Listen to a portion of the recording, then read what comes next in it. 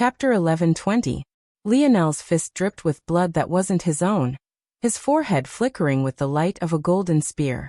In that moment he had activated his duality domain and, let alone harming Lionel, Alfin had had all his strength sucked away in an instant.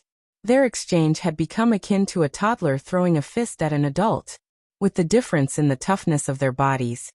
Alfin was crushed near instantaneously. However, the smoldering abyss of Lionel's gaze didn't seem to calm in the slightest. He slowly rose to his full height as the loose soil fell back down to the earth, and the true state of things was revealed to those beyond Raya. In that moment, the snide sneers of the two who had followed Alfin froze, their expressions warping. You. Lionel's gaze didn't spare them a glance. He simply turned and walked away. Raya was stunned. Why was he still acting like nothing had happened? Why wait? Raya called out, but she found Noah instead of her true target. The latest _AP_SODIES are on the website. I'm not sure if you want to be so eager to talk to him right now, honestly. He's not the biggest fan of you either. Raya choked on air. What the hell did she do? Her expression changed. She had felt a bit bad about what her grandmother was doing, but that was all. Maybe, on a deeper level, she felt that this was more of an opportunity for these branch family youths than a detriment. In many cases, those that thought and acted like her were the worst kind of people. They had enough sympathy to understand, but ultimately their own goals superseded whatever inner moral compass they had.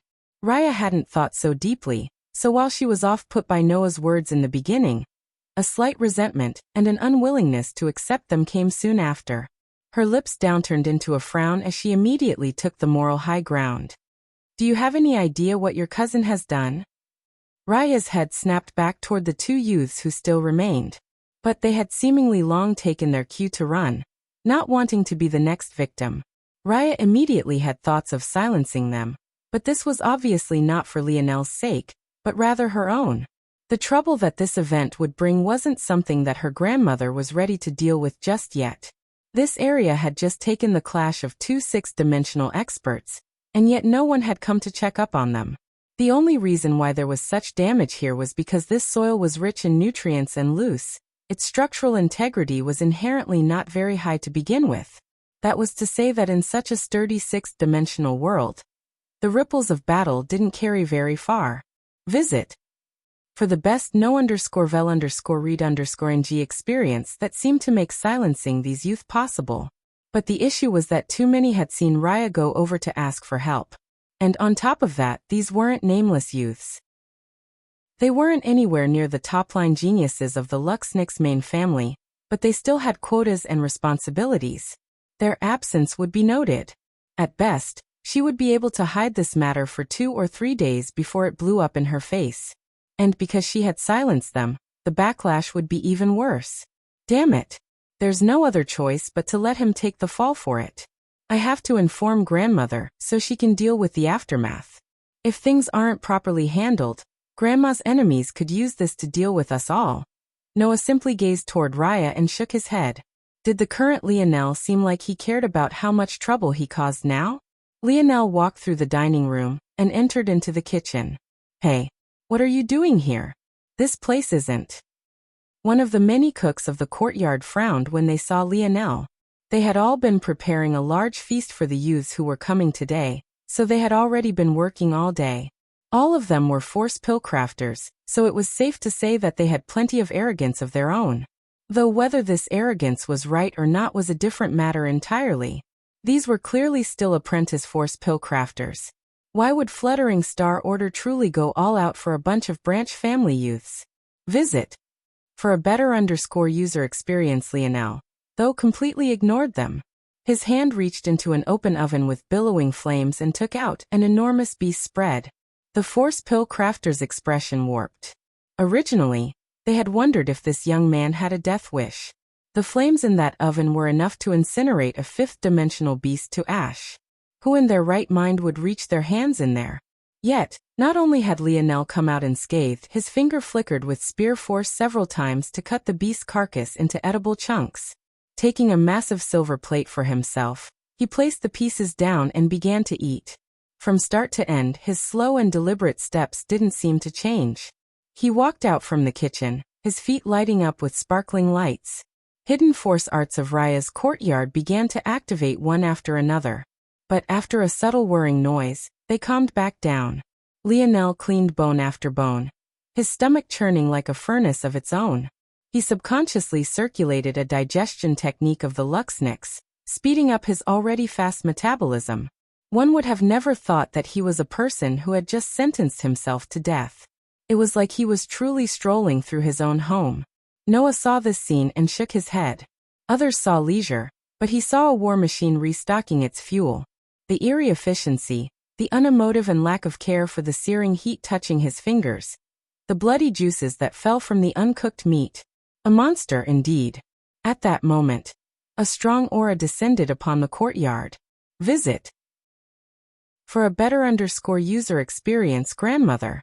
Raya finally sighed in relief. Chapter 11:21. Fluttering Star Order frowned. She hadn't expected to come back here so soon. It had only been barely a dozen or so minutes since she left, if that.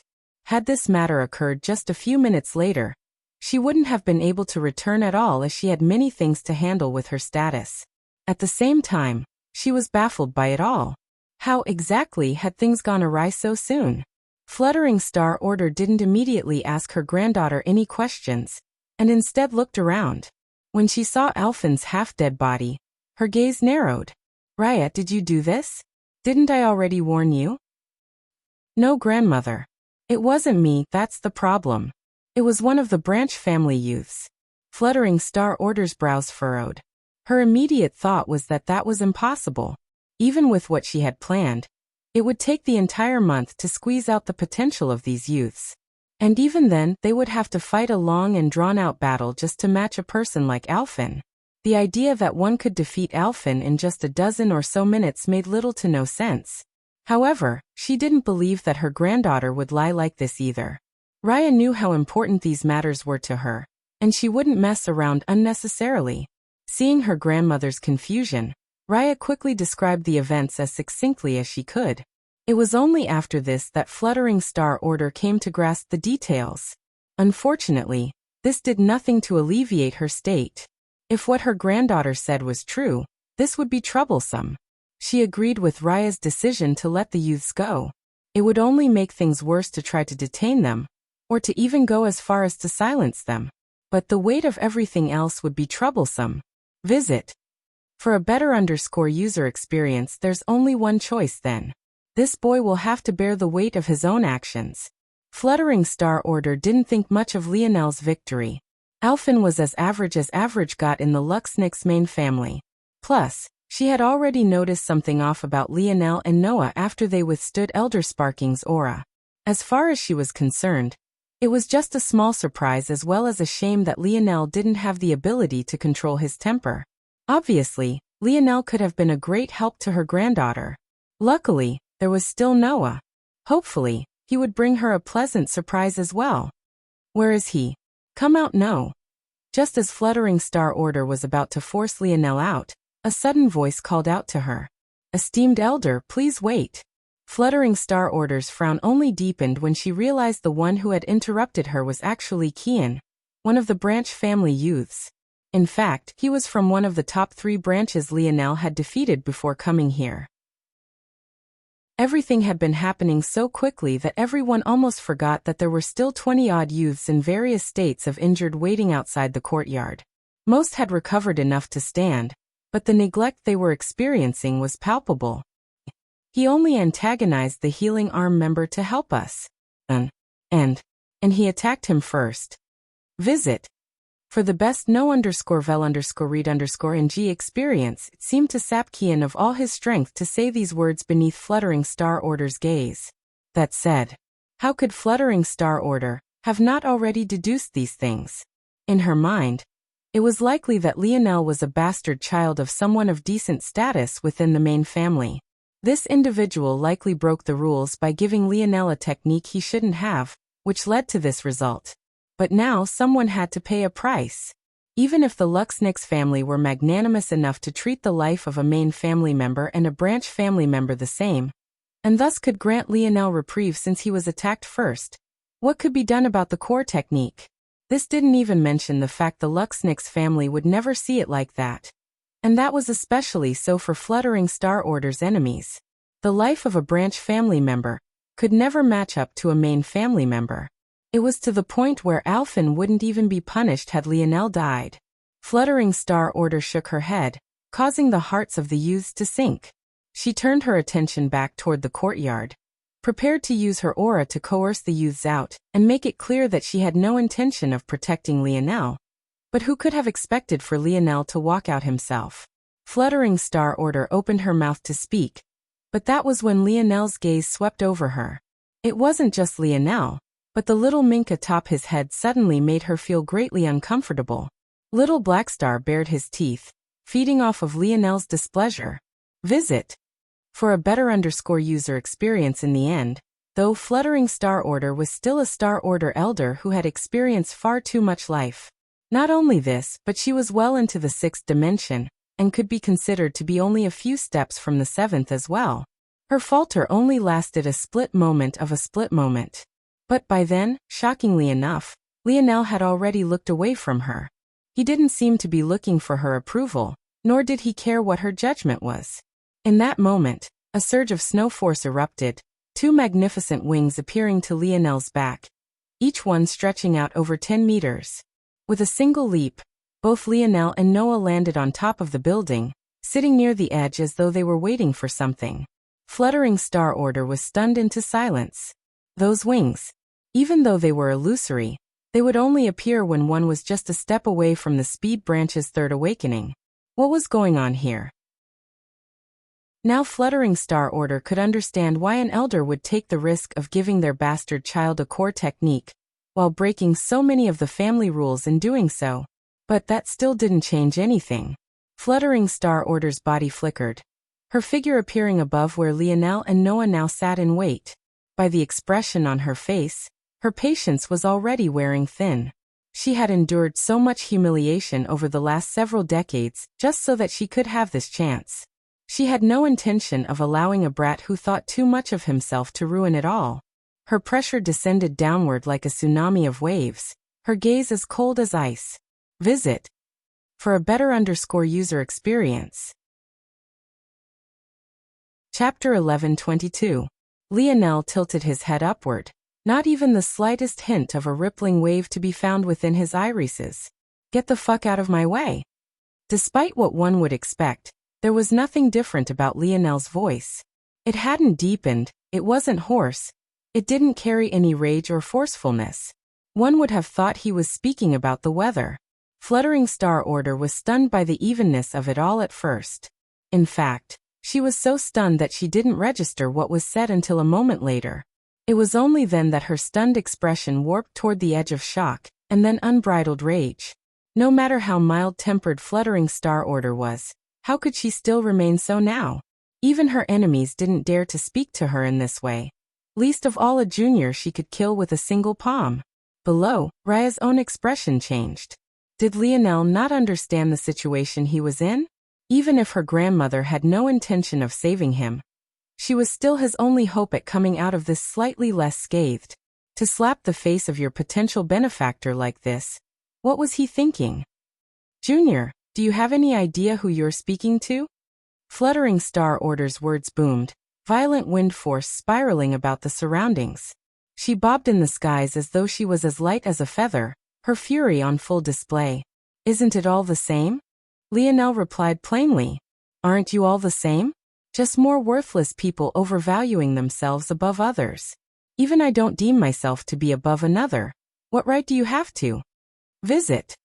For a better user experience, Noah's expression changed wildly for the first time. His gaze snapped to Lionel's side profile, as though he was looking at someone he didn't recognize in the slightest. Why did it feel like these words were both spoken by Lionel, and someone who was decidedly not Lionel?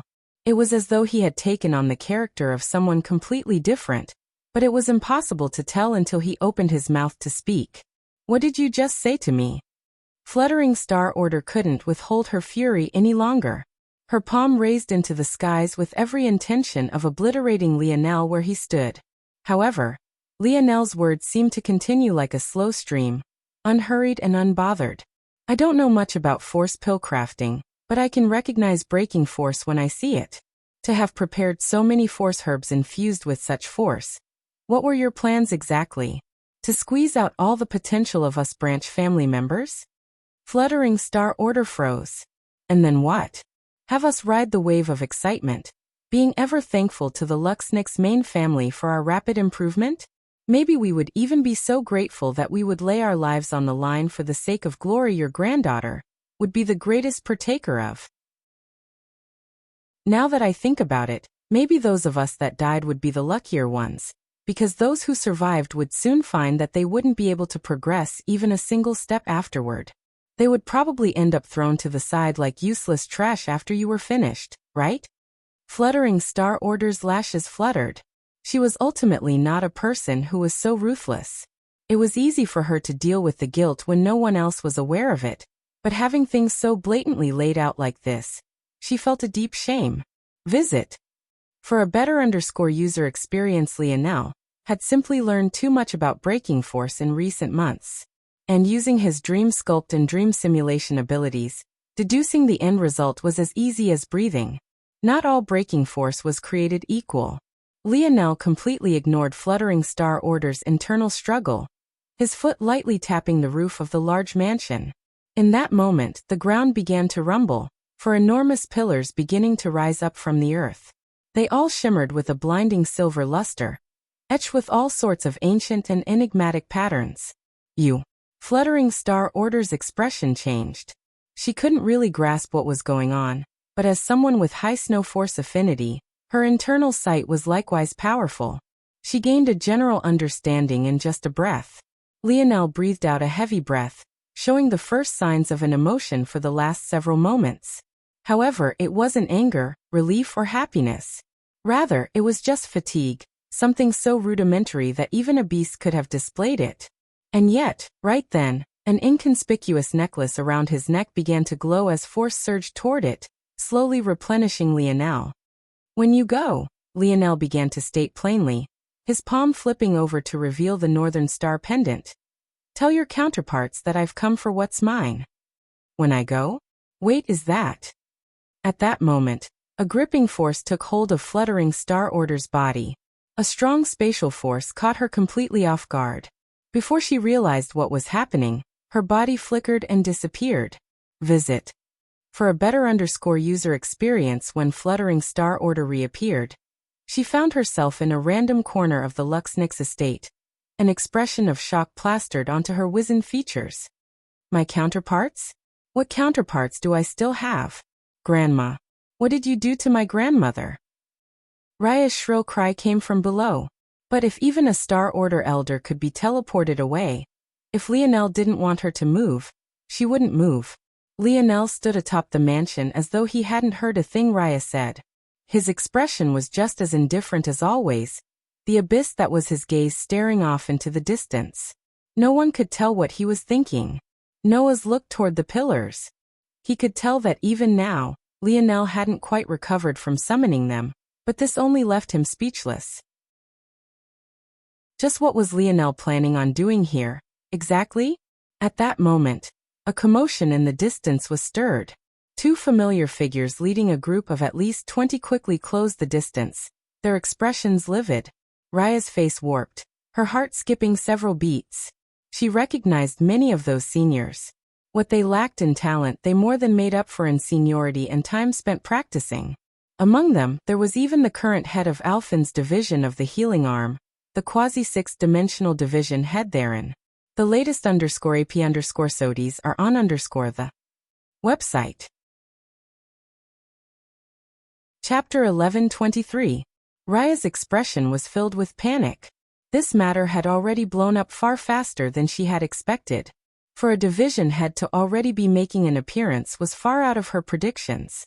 It felt like everything was coming crumbling down. Division Head Thurn's expression didn't give much away initially. He had a placid look on his face. He only showed the slightest hint of a frown when he noticed the four enormous silver pillars that surrounded the courtyard. He could sense the strong spatial and earth force fluctuations, and it left his heart unsettled. He came to a stop outside the pillars, his gaze sweeping over to find a small pit where Alfin's body lay, still deformed. No one had come to help him ever since his exchange with Lionel. And if not for the strong healing properties of Snow Force, it may very well have been the case that he would have already breathed his last. What is the meaning of this?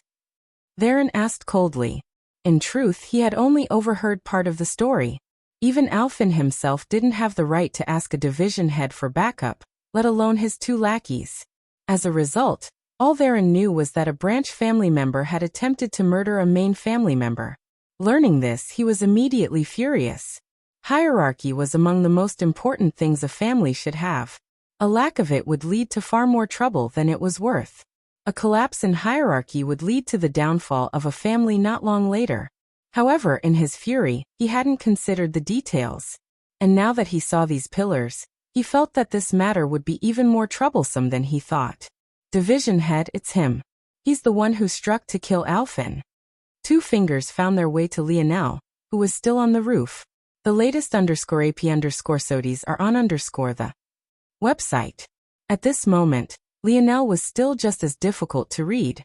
He stood on the roof, his breathing slowly becoming even once more, but it felt as though his eyes were detached from the rest of his body. Despite his fatigue, they were completely unaffected by it, their deep abyss only becoming deeper.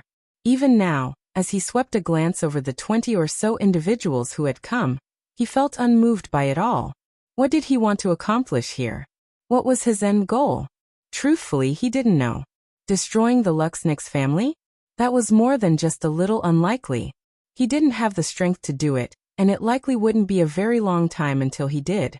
Make those responsible pay? He was just as far away from that goal as well.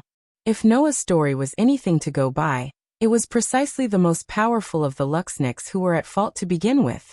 Vent his fury? Well, that didn't sound so bad. Now did it? Lionel's figure suddenly flickered and vanished. Twinkling stars were left in his original position, a strong surge of wind manifesting as he reappeared. The sound of a suffocated gurgle resounded. Division head Theron's head slowly turned, only to find Lionel's hand clamped down on the throat of the 2 who had just been pointing at him. Visit. For the best no_vel_read_ng experience, he had appeared within their midst like a shadow. Even though he was a division head of the healing arm, Theron immediately recognized when he saw it. Lionel's proficiency in using it was so astounding that even he hadn't been able to react in time. The 2 young men gripped at their throats, but Lionel's hand had already cut off blood circulation to their brains. They couldn't even think straight, failing to dredge up their force in time, or even remember the techniques they had learned. There was something about Lionel's gaze that made them forget everything, as though they were beasts meeting the king of the forest. They foamed at the mouth, their flailing legs going limp. In that moment, Theron finally reacted. Humiliation and rage bubbled up, his expression twisting and reddening all at once. How dare you? A strong surge of force erupted about him, his fist blasting through the air, and piercing through Lionel's skull. The enraged glint in his eye only grew fiercer when he saw that Lionel failed to dodge. However, the feeling of emptiness his knuckles felt made his expression change once more. Lionel stood there unmoving. Or so it seemed. Half his face, the portion Theron's fist had punched through, was nothing more than sparkling motes of light. As for the other half, his one eye gazed toward Theron without the slightest ripple. It felt to the division head that he was an ant being observed by the wayside. His heart leapt to his throat, his breathing becoming short and hurried. He recognized the technique almost immediately. It was visit. For a better user experience just like that, in just a few minutes Lionel had used and the first was one of the strongest techniques of the healing arm. The next was one of the strongest movement techniques of the speed branch, and the last was known as the most difficult technique to learn within the 5th dimension of the wisdom branch. Theron was at a loss. Exchanging for these techniques was one thing, it would usually take a person decades to accumulate enough merits. But actually learning them to this extent was a completely different matter entirely. Just who was this boy? Bang! The air shot out of Theron's lungs all at once, spittle and a concentrated wind projectile shooting from his mouth as he flew back. The image of Lionel he had punched through slowly dissipated. the real form of Lionel appearing, the fist he had just used to punch the division head still hanging in the air. Theron blasted through the entourage he had brought around before skidding along the ground. By now, no matter how good a sixth-dimensional world was at dispersing the signs of battle, the movement of a division head wouldn't go unnoticed as more and more people started to turn their attention toward this courtyard. Theron's gaze turned crimson, his snow force blossoming forth as he stood to his feet. Lionel's palm flipped over, revealing a 3-meter-long silver spear as his skin flickered with bronze runes. Visit. For the best no_vel_read_ng experience, a strong gravitational domain fell from the skies, streaks of black lines pressuring the integrity of space itself. Lionel's foot raised, his body flickering once more. Chapter 1124. When Lionel reappeared, he had already donned a silver armor from head to toe, a visor of silver black blocking his abyssal gaze from the world. Theron felt a pressure the likes of which he hadn't felt in countless years. How long had it been since he was forced into such a battle? He had long since stopped having to scratch and claw for his position in life, and even back when he still had to, his role had never been so violent or necessary. The bloodlust coming from Lionel's body was practically palpable.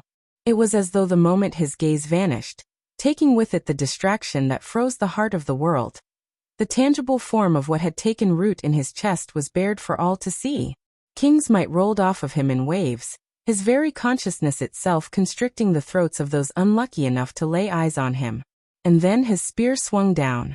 Theron's throat squeezed down on itself, his rage almost evaporating into the skies above. It was only then that a strong will to live manifested out from the depths of his soul. He roared.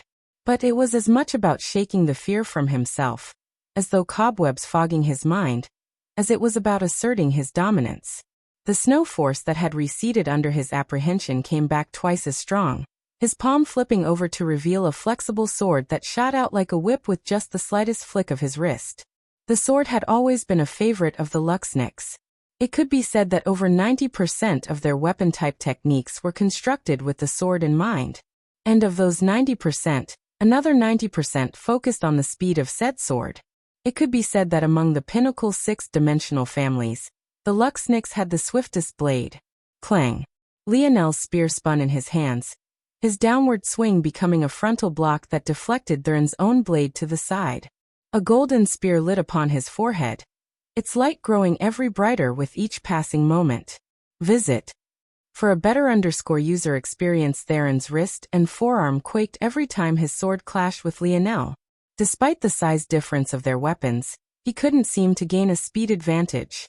And when it came to strength, momentum and heft, Lionel seemed to surpass in him all aspects. Under the astonished gazes of those who had come with the division head, including Raya who still couldn't seem to move, Theron was forced back again and again. Lionel's spear spun around his back, the clink of a mechanism unlocking as the opposite end snapped into his other palm resoundingly. Lionel held on to both ends of his spear, the chain that connected them dangling behind him.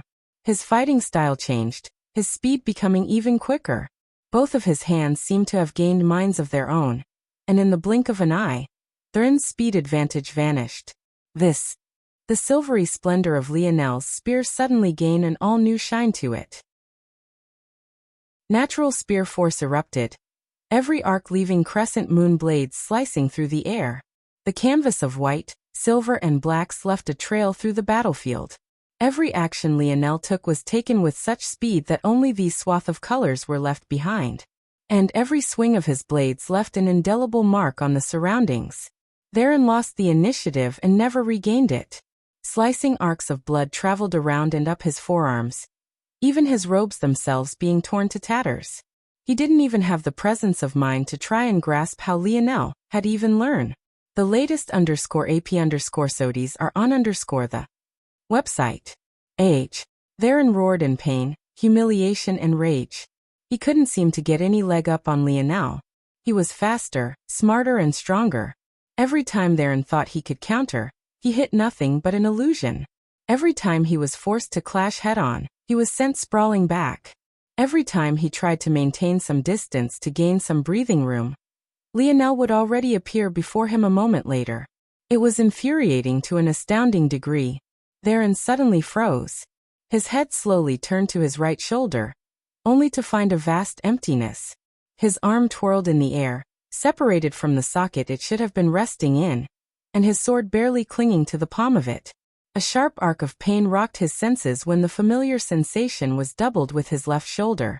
Before he could process what was happening, a foot was firmly planted into his chest, his body shooting backward as a trail of blood spurted out in his wake. Trash.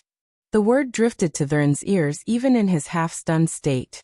It infuriated him so much that a third projectile of blood shot outward, this time from his mouth. Visit. For the best no_vel_read_ng experience, Lionel watched indifferently as Theron skidded along the ground, painting the picturesque scenery of the Luxnix family estate in crimson. He simply couldn't understand why people as weak and inferior as Theron deemed themselves to be oh so great and important. When Theron went about his daily life, there were probably dozens, hundreds of people, even that he would interact with that he could only greet humbly. And yet he came here to flaunt what, exactly? Theron continued to cough up blood violently. He wanted nothing more than to tear Lionel limb from limb, but he had actually lost so thoroughly. Use the command token. Use it now. Theron's furious howl traveled through the air before dispersing into the clouds. The students of his department all put on shocked expressions before they scrambled to complete his order, each quickly pulling out a talisman. At that moment, at a gate entrance different from the one Lionel and the others had entered, a convoy of men and women from the Viola family were making their presence known. Richard stood at the helm of the group. Please inform your elders that the crown heir of the Viola family has something to discuss with them. Hearing these words, the guards didn't dare to dally and quickly left to do as they were told. Visit. For the best no_vel_read_ng experience within this convoy, there were many youthful faces. Among them, there were 3 young women Lionel would instantly recognize, one of whom was a woman he wasn't quite sure how to face just yet. Chapter 11:25. The sight of numerous talismans being activated at once was ironically quite beautiful despite the purpose they were meant to serve. In the Luxnix main family, there were numerous bodies or powers. First there were the 3 arms, then there was the Elders' Council, the Feathersword Warriors, the Star Order Council, and finally the Patriarch's faction. These 7 facets of the family worked in a balance and counterbalance sort of way. The Star Order Council, the Patriarch's faction and the Feathersword Warriors could be considered the high end of this balance. There were many push and pull effects that dictated the politics.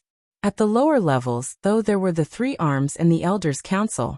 Of course, these 3 arms were the Wisdom Arm, the Healing Arm and the Speed Arm.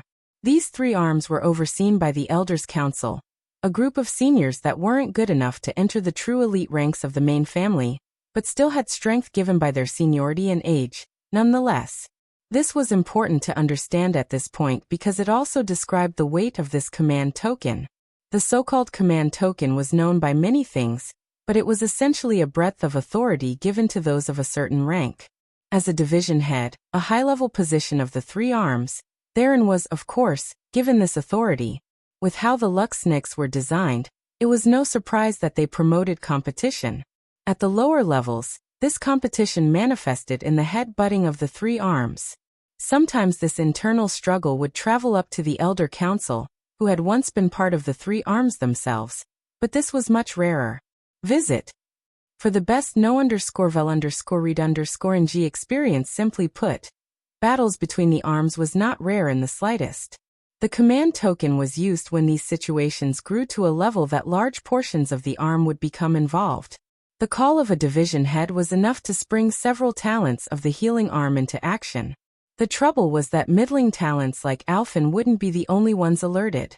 In a corner of the Luxnix family estate, a young man stood in the middle of an empty training field. Beads of sweat poured down his body, yet his eyes were unblinking and his sword was steady. He was about to take a step forward when he frowned. He trained topless, but he still had his spatial ring and some ornaments on him. As a force of habit, he never took them off. But he was still baffled when he saw the pendant swinging from his hip glowing. What are these fools doing? It's only a month out from the selection, and they've sparked a faction war? Visit. For a better user experience, this young man was none other than the third youth to have a bloodline density of above 0.50 Elodie Luxnix. Like Scylla of the Speed branch and Eloquin of the Wisdom branch, Elodie was the preeminent genius of the Healing branch, and had completed the first awakening of his Healing branch. Instant recovery. Elodie wasn't in the mood to deal with such things. So much of his time in the last several weeks had been spent on entertaining Orinik and Ganner, the two galaxy-ranked disciples of the Void Palace. He hardly had time for himself. And yet, now that he finally found such time, some idiot had used the command token? Elodie was of the mind to completely ignore it. He did have a responsibility as the head of the Healing branch to show up for these matters when their small internal battles rose to this level. But it wasn't strictly necessary either way. It wasn't like any of them could reprimand him. He shook his head. Forget it, I won't go. What a waste of my time. Even as he thought this, Elodie hesitated once more. If a command token had been used, it was possible that one of the other heads was involved. If Scylla and Eloquin were participating, it might be worth his while to spar with them. It had been quite a long time since he did so. Oh wait. It'll be obvious soon if they participated or not. The latest _AP_SODIES are on the website. Elodie went back to swinging his sword. Elodie wasn't the only one who noticed the sudden commotion. The flare-up of a command token was something designed to be seen by as many as possible, and many stragglers of the other two arms were alerted to the change as well. In an irony of ironies, a command token meant to be used to signal battle between two arms was not only sparked by just a single man, but it had suddenly put all three arms into motion, as neither the Wisdom nor Speed arm was aware of just which of them was going to be attacked. A surge of Speed arm disciples rushed for Raya's courtyard, their gazes practically crimson with pent-up energy. Many of these youths were individuals who knew well that the Void Palace was selecting disciples, but they were simultaneously aware that they would never be among the selected. This sort of existential nihilism, although in just small measures, had been building up among the average of the Luxnix for the past several weeks now. Suddenly having gained a target to vent their feelings of inadequacy on, they didn't even care to consider which arm they were fighting, or if they were battling an arm at all. Only a few who had witnessed Thurn's tirade earlier that day connected the dots toward what might actually be happening. But even they followed along, wanting to vent that uncomfortable feeling in their hearts. Visit. For the best no_vel_read_ng experience soon. Over the horizon from Raya's courtyard, dozens of youths became hundreds. The spectators that had been slowly accumulating grew in number as well. Lionel stood in silence, the two ends of his spear in hand, still linked by a chain and separated into three. He hadn't made any move to stop Thurn's commands or the others. Today he would flip the Luxnix family estate on its head. Chapter 11:26. The surge of youths with crimson eyes flooded the battlefield. But the targets they were looking for didn't seem to be anywhere to be found. All they saw were the littered and bloody bodies of their fellow Healing Arm members, and a single silver-armored man standing before a courtyard surrounded by 4 silver pillars. Many of them were confused, but even more of them seemed to realize that their enemy was precisely this silver-armored man. Kill him. Thurn's enraged roar shook those who were confused out of this state. However, when they heard Theron call for murder, they were shocked. Though it wasn't like no one had ever died in a faction war, it was still rare. On top of that, it was quite frowned upon. These were the types of things the Elders' Council would step in to stop. That said, while there were many who stood frozen, there were even more that didn't need to be told twice. Their egos had been poked and prodded at for too long, and it was already clear to them that a division head of their arm had actually been crippled. This sort of humiliation wasn't something they were willing to let go, even if they weren't already in such a strung-up state. They charged forward like a tide, the ground rumbling as large swaths of snow force rippled throughout at the air. Lionel's chest rose, a sizzling heat at his right hip threatening to tear a hole through his own body. But for some reason it felt good. It felt almost too good. It fed off of Lionel's angst, his fury, his indifference. It swallowed up all that was him and churned out a result that fed into the very fabric of his king's might. Visit. For the best no_vel_read_ng experience these hundreds of youths? It just wasn't enough. Bang. Lionel's foot rose and fell. In that moment, a tidal wave of earth shot out from the ground. First, there was a sprinting set of spiderweb-like cracks, folding and bending the earth to Lionel's will. And then, in the next moment, they shot upward, crashing into the first line of charging healing arm warriors, and throwing whatever semblance of unity and formation they had into absolute chaos. Lionel's figure vanished. When he reappeared once more, the falling debris of earth sprinkled about him like the ashes of war. Without the immediate support of the man or woman next to them, the healing arm could only face the carnage they wrought. Lionel's blades flashed, his body flickering and disappearing at will, only to appear and vanish once more. Arcs of blood and crimson followed his path, limbs and horrid screams leaving landmarks of his presence. Lionel used the techniques of the Luxnix seamlessly one after another. It felt as though there were dozens of him, and his every action incapacitated another. Blood flowed in rivers and bones formed the earth. As the curtain of dirt finally descended, and the vision of those around cleared to what was happening, half of the healing arm warriors had already been cut down, their lives' blood fueling the soil beneath their immobile bodies. Visit. For the best no_vel_read_ng experience, a look of absolute horror was painted on the faces of those who headed the initial charge, at least those of them that had survived anyway. From the rooftop, Noah watched on, sighing every so often. He could tell at a glance that Lionel wasn't overpowering them with raw strength. If he tried to fight these many talents head-on, he would have been cut down long ago. It was just that Lionel was just so much smarter with how he used his strength. Noah knew the techniques Lionel was using as well. He too had received those gifts. Was a technique that applied one's internal sight to trick the senses of others. It was ironically useless against those who purely relied on their five senses in battle, but which expert wouldn't subconsciously use their internal sight to boost their senses? This overlay of what the body was recognizing, and what one's soul force was seeing led to a cognitive dissonance that easily formed illusions of starlight in battle. The more powerful and deft one's control of their internal sight was, the more deadly the technique. However, to use it with such skill, and especially against so many enemies, Lionel had to be capable of calculating the perspective of each and every person on the battlefield at the same time. Only then would he be able to execute in the most optimal manner. Simply put, he was like a machine. Noah had yet to see a swing of Lionel's blade not draw blood. Lionel's gaze flickered with coldness, his every breath becoming so heated that steam billowed from his mouth. His skin reddened and his armor began to glow with a rosy silvery hue. Visit. For a better user experience, the temperature in his surroundings skyrocketed. Yet Lionel only felt more and more comfortable. Lionel's blade blocked a sword from one direction, his free hand hacking down and severing the forearm that carried it. His movements became faster and more fluid, his want for destruction and violence billowing off of him in waves. The heat became so searing that the warriors of the healing arm couldn't get close to him without using foreskins. However, their wants and needs didn't cross Lionel's mind in the slightest. In that moment, a furious howl left his lips. It brought with it such momentum that violent concentric circles of pulsing air billowed from Lionel's mouth. Bang! Lionel's aura erupted, force shattering the ground beneath his feet.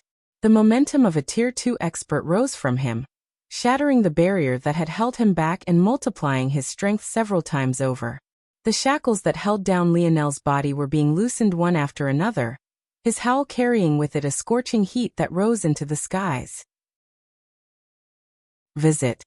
For a better user experience, the atmosphere seemed to be affected, rolling clouds of gray responding and slowly beginning to gather. At that moment, several division heads of the healing arm finally reached the battlefield. When they saw the state of things, their eyes widened, a furious light sparking within their gaze. Chapter 11:27. The division heads were furious, but they weren't fools. Having seen the state of the battlefield, they knew that it would take someone at least as powerful as them to leave these unranked students in such a state. The arms had 3 sectors within them. There were the division heads, the unranked students, and finally the rankers. Number 1 among these rankers was the head of the arm, and there were 3 of them in total. Of course, these men were Siller, Eloquin, and Elodie. The other rankers were reserved for students ranked in the top 1,000. When one reached deep into the hundreds of these ranks, despite being a lower tier than that of the division heads, the students themselves were considered equals. Above this, the rankers could dwarf and even one-shot division heads. Rankers were the pool from which future feather sword warriors were chosen, and it was impossible to enter the Patriarch's faction, or the Star Order, if you had not been a ranker in the past. This was all to say that despite feeling the endless vitality coming from Lionel, and being certain that he was exceptionally young despite being unable to see his face, the division heads didn't make the mistake of underestimating him. In the Luxnix family, strength wasn't decided by how old you were. It was decided by your ability. At the helm of the division heads, there were 3. These were men who had been in the outskirts of the rankers in their youth, but weren't quite good enough to become feather sword warriors. In addition, because they were so young, they couldn't join the Elders' Council just yet either. Compared to the other division heads, they were several decades younger, and they saw through their present situation with just a glance. They were Rainer, Ingram, and Samson, a trio of division heads that usually acted as a trump card for these faction wars. But it seemed like this matter wouldn't be able to be handled by them. They had no idea who this silver-armored warrior was, but they could smell the danger. Visit. For the best no_vel_read_ng experience, send the signal again, Samson said with narrowed eyes. But another division head tried dissent. No buts. Those rankers, and especially not our arm head, would never come out normally. This battle isn't simple, and I'm getting a bad feeling from those pillars, and that little beast on his head. If we don't make sure that they know this matter is serious, they'll never come. All of them had a mightier and higher-than-thou attitude. They would always wait until the last moment to swoop in, and see if it was worth getting in on the action. But if things continued like this, their healing arm wouldn't even have anyone left. Rainer, Ingram, we need to take the helm. The 2 division heads nodded, their auras silently brewing as the other division heads did as they were told. In that instant, a second round of signals were sparked and sent into the air. Lionel's hand released one of his blades. With a sharp tug, he pulled on the other side, sending his spear spinning outward in a wide arc everywhere the blade passed. An arc of crimson would follow. The range of the spear had increased by a factor of 10, its chain stretching outward as much as 30 meters under Lionel's control. Visit. For a better user experience, with a flick of his wrist, the spear snapped backward. A resounding and satisfying clicking sound echoed across the battlefield as it shot back into place, leaving the afterimages of a silver crescent moon in its wake. The grass beneath Lionel's feet began to wither and fall to ash, small sparks of fire dancing about and spreading into the surroundings. His steps were slow as he walked toward the division heads, the little mink upon his head baring his fangs menacingly. A shimmering golden spear pulsed upon Lionel's forehead, an invisible domain spreading out with his body as the center. It sounded like the whirring of a magnetic field coming to life, just the slightest and faintest purple hue coating the surroundings as the clouds above continued to gray. The lush and beautiful atmosphere of the Luxnix family estate was withering away one step at a time. Blood pooled the ground, flames licked away at the foliage, and the skies slowly darkened, a slight drizzle beginning to pitter-patter. The first droplet that fell upon Lionel jumped about wildly, reaching a boiling point in an instant and evaporating into nothingness. At first, there was only the slightest hint of steam, but as the rain began to grow heavier, the billowing plumes of water vapor grew more and more prominent until it seemed like Lionel himself was made of smoke. Casually using sword techniques was fine against the others, but facing these 3, he felt the call of a sharper force. The duality spear vibrated wildly like a beast pulling against its chain. The billowing fog shot up around it, allowing its blade to split it in 2. The instant the duality domain crossed the 3 division heads, Lionel vanished. When he reappeared, he was already at Samson's throat, his spear blade threatening to take a head with its swing. Visit. For a better user experience, Samson's pupils constricted, but his reaction was calm. His task wasn't to win, all he had to do was stall. That was all. Just stall. Stall until they could get here. But what was this piercing pain? Samson's sword had shot forward to intercept Lionel's spear, and even successfully parried it. So what was the searing heat he felt in his opposite shoulder? Samson's eyes widened. In that moment, a three-pronged strike shot out from in front of him and carried into the distance, leaving deep trenches in the ground, and causing an explosion of earth, and taking with it a spiraling arm and a thread of crimson. Little Black Star bared his shimmering teeth, his little claws still being held up in a swiping position. Samson felt a foot land on his knee in his distraction, a violent pain erupting throughout his body as his leg was shattered. By the time he had collapsed to the ground, Lionel had already flashed and vanished once more. The latest _AP_SODIES are on the website. Chapter 11:28. Ingram and Raynor felt their souls leave their bodies. They hadn't even sensed when the little mink attacked, but in that moment they felt as though there wasn't a single thing they could do to fight back against it. Light force should have been the perfect counter to dark elemental force. But why was it that it felt like the exact opposite right now? The group of division heads fell into absolute chaos.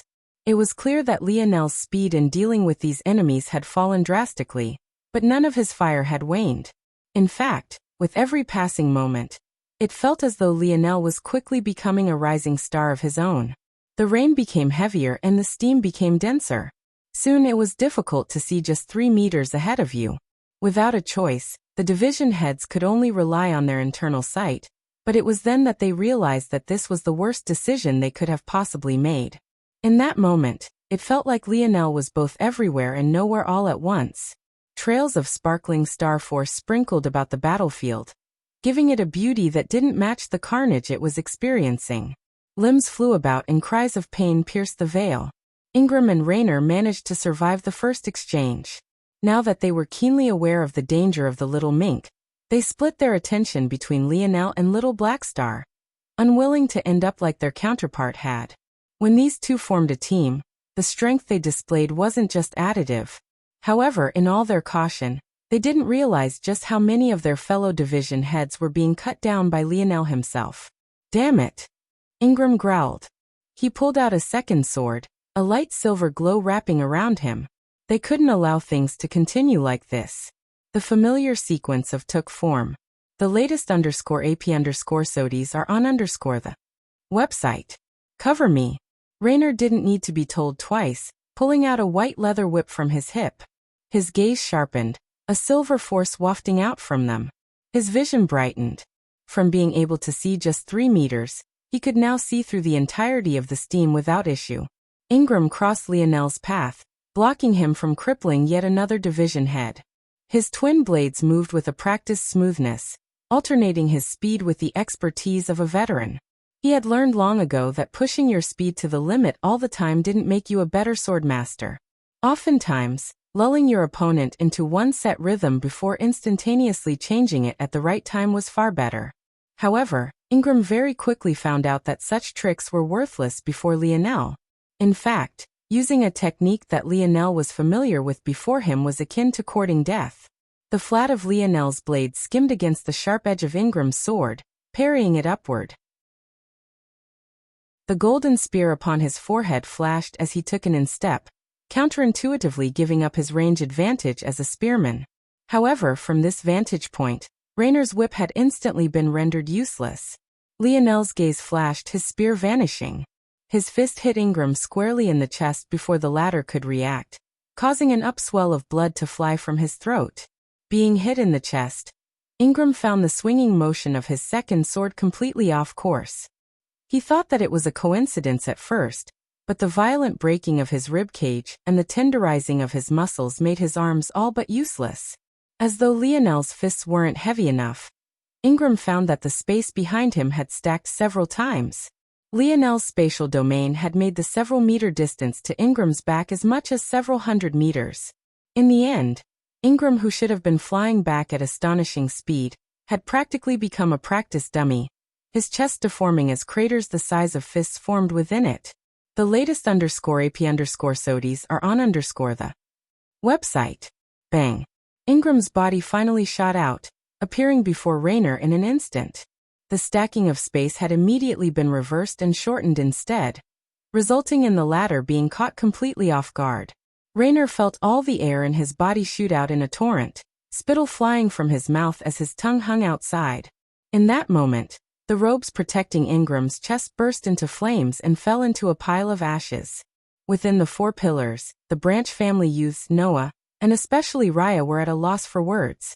They could hardly see what was happening within all that billowing fog, but every so often someone frantic and screaming would run out for their lives, rushing away as fast as their legs would allow them. Lionel appeared above Raynor and Ingram. The depth of his gaze was filled with a blinding crimson light, the smallest hint of violet fighting for a small corner along the outer edges. He raised his spear above his head, prepared to swing downward with the same fiery momentum he had been slowly building up. Even his spear itself had begun to glow with a slight rosiness, impacted by the heat coming from Lionel. Bang! At that moment, an arrow suddenly shot through the billowing steam. However, without even looking in that direction, Lionel rose his left hand out and to the side, his palm flipping over to reveal a long sniper rifle. Light elemental force word to life and several complex shield-shaped yellow crystal formations appeared before the barrel, each preceding one larger than the last. Visit. For a better user experience by the end of it, the large yellow crystal shield was over 3 meters in diameter, dwarfing a human in size. And then, Lionel squeezed the trigger. A blinding beam of light shot out from the barrel, blasting into the first of the 10 yellow crystal shields. The light was instantly absorbed by it, moving within its structure so quickly that it looked like a pinball fighting for its life. And then the light shot out and entered the second shield, then the third. It all happened in the blink of an eye. By the time the light exited the 10th shield, it was so thick and fast that the clouds above split, the rain dispersing entirely. The arrow that had just shot into the wall of fog was incinerated before it even reached the beam of light. The space quaked and the fog domain was vanquished with a loud whoosh. The beam illuminated the whole of the Luxnix estate, piercing through the air with a speed impossible to track with the eye. Shit! The archer, Ranker 302, only had time for her heart to tremble once.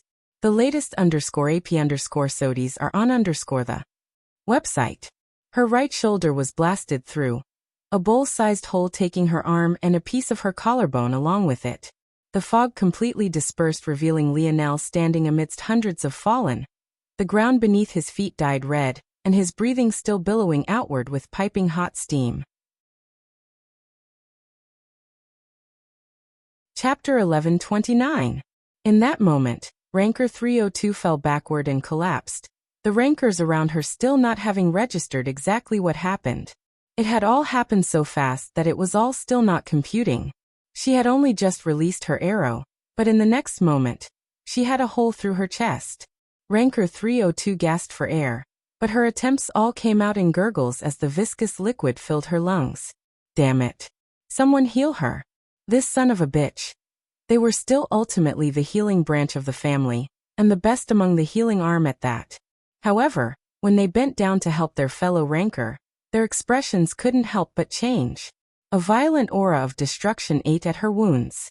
As though a fire had started, her skin was slowly being burnt away. If things continued like this and the corrosion made it to her heart, she might really die. Reacting quickly, a young man, Ranker 239, brandished his sword, cutting away the flesh that was being eaten away at. Only after doing this was the healing process able to continue. Unfortunately, they didn't have the ability to regrow limbs and too much of her arm had been destroyed. But she would still have a chance in the future, so long as she continued down this path and awakened her healing branch. With instant recovery, she would be able to make her body whole again. There's something wrong with this light force. Ranker 239 spoke. It has the speed of snow force, but snow force doesn't have these corrosive properties. It simply doesn't make any sense. If Becca was taken out so quickly, would be going over there just to die. The top 100 need to move out. The latest _AP_SODIES are on the website. Silence fell over the group, but they too agreed. They were just a bit over 2 kilometers away from the battlefield, standing atop a tall community building. When they received the second signal, they had thought the division heads were too useless, and Becca even bet that she could take out the enemy with a single arrow. Just moments ago, they had even been happily betting on how many it would really take her. Though they showed disdain for the division heads, they still had a baseline of reason to their opinions. Some thought that it would at least take Becca 3 arrows to win. If it was within a kilometer, then maybe only then would they agree that it would only take 1. But who would have thought that Becca would end up in such a state barely a split moment after the twang of the bow reached their ears? It almost felt like they were dreaming. That beam caused too much commotion. If I'm correct, everyone in at least a 50-kilometer radius felt that. If they didn't take it seriously before, they definitely will now. A ranker that had remained silent until now, Ranker 129, looked into the distance with narrowed eyes. They're already here. What these few didn't know was that they were very lucky. In a 6th-dimensional world, Lionel didn't have the range or stamina to sustain his internal sight to a 2-kilometer range. He had dealt with Becca using the trajectory of her arrow. If not for this, she wouldn't be the only one on the ground. Visit. For the best no_vel_read_ng experience, the fog violently dispersed as though a speeding bullet train had just run through it.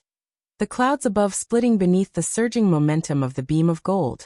The ground beneath Lionel's feet had burnt to black. From above it looked like the lush and vibrant lands of the Luxnix were slowly being corrupted one step at a time. Both Ingram and Raynor collapsed before Lionel, completely unable to move. Just the slightest breath from them imprinted every one of their broken bones into their minds, as though countless needles were being pierced through their bodies all at once. The atmosphere seemed to grow heavier all of a sudden. Though Lionel didn't turn his back to where it was coming from, he could see it all almost as though his own eyes were watching it. Several small groups leisurely walked toward the battlefield. Some were alone, but many more were in groups of 2 or 3. Judging by the smiles on their faces and their casual attitudes, they hadn't been doing anything very serious before coming here. Compared to those Lionel had already fought, their power levels seemed to be far worse off. Lionel had already defeated dozens of quasi-6th-dimensional division heads, and yet within these many groups he was currently observing, even the best of them were only tier 6 or 7. Some of the worst off were only tier 3 or 4. And yet, the pressure they gave off versus that of their division heads was practically night and day. Lionel slowly lowered his sniper rifle, allowing the barrel to rest against the ground. Though these individuals had walked into the range of his internal sight, and he no longer needed to rely on their attacking first to respond, he knew that this weapon he had created while he was still in the 4th dimension would be useless against these geniuses.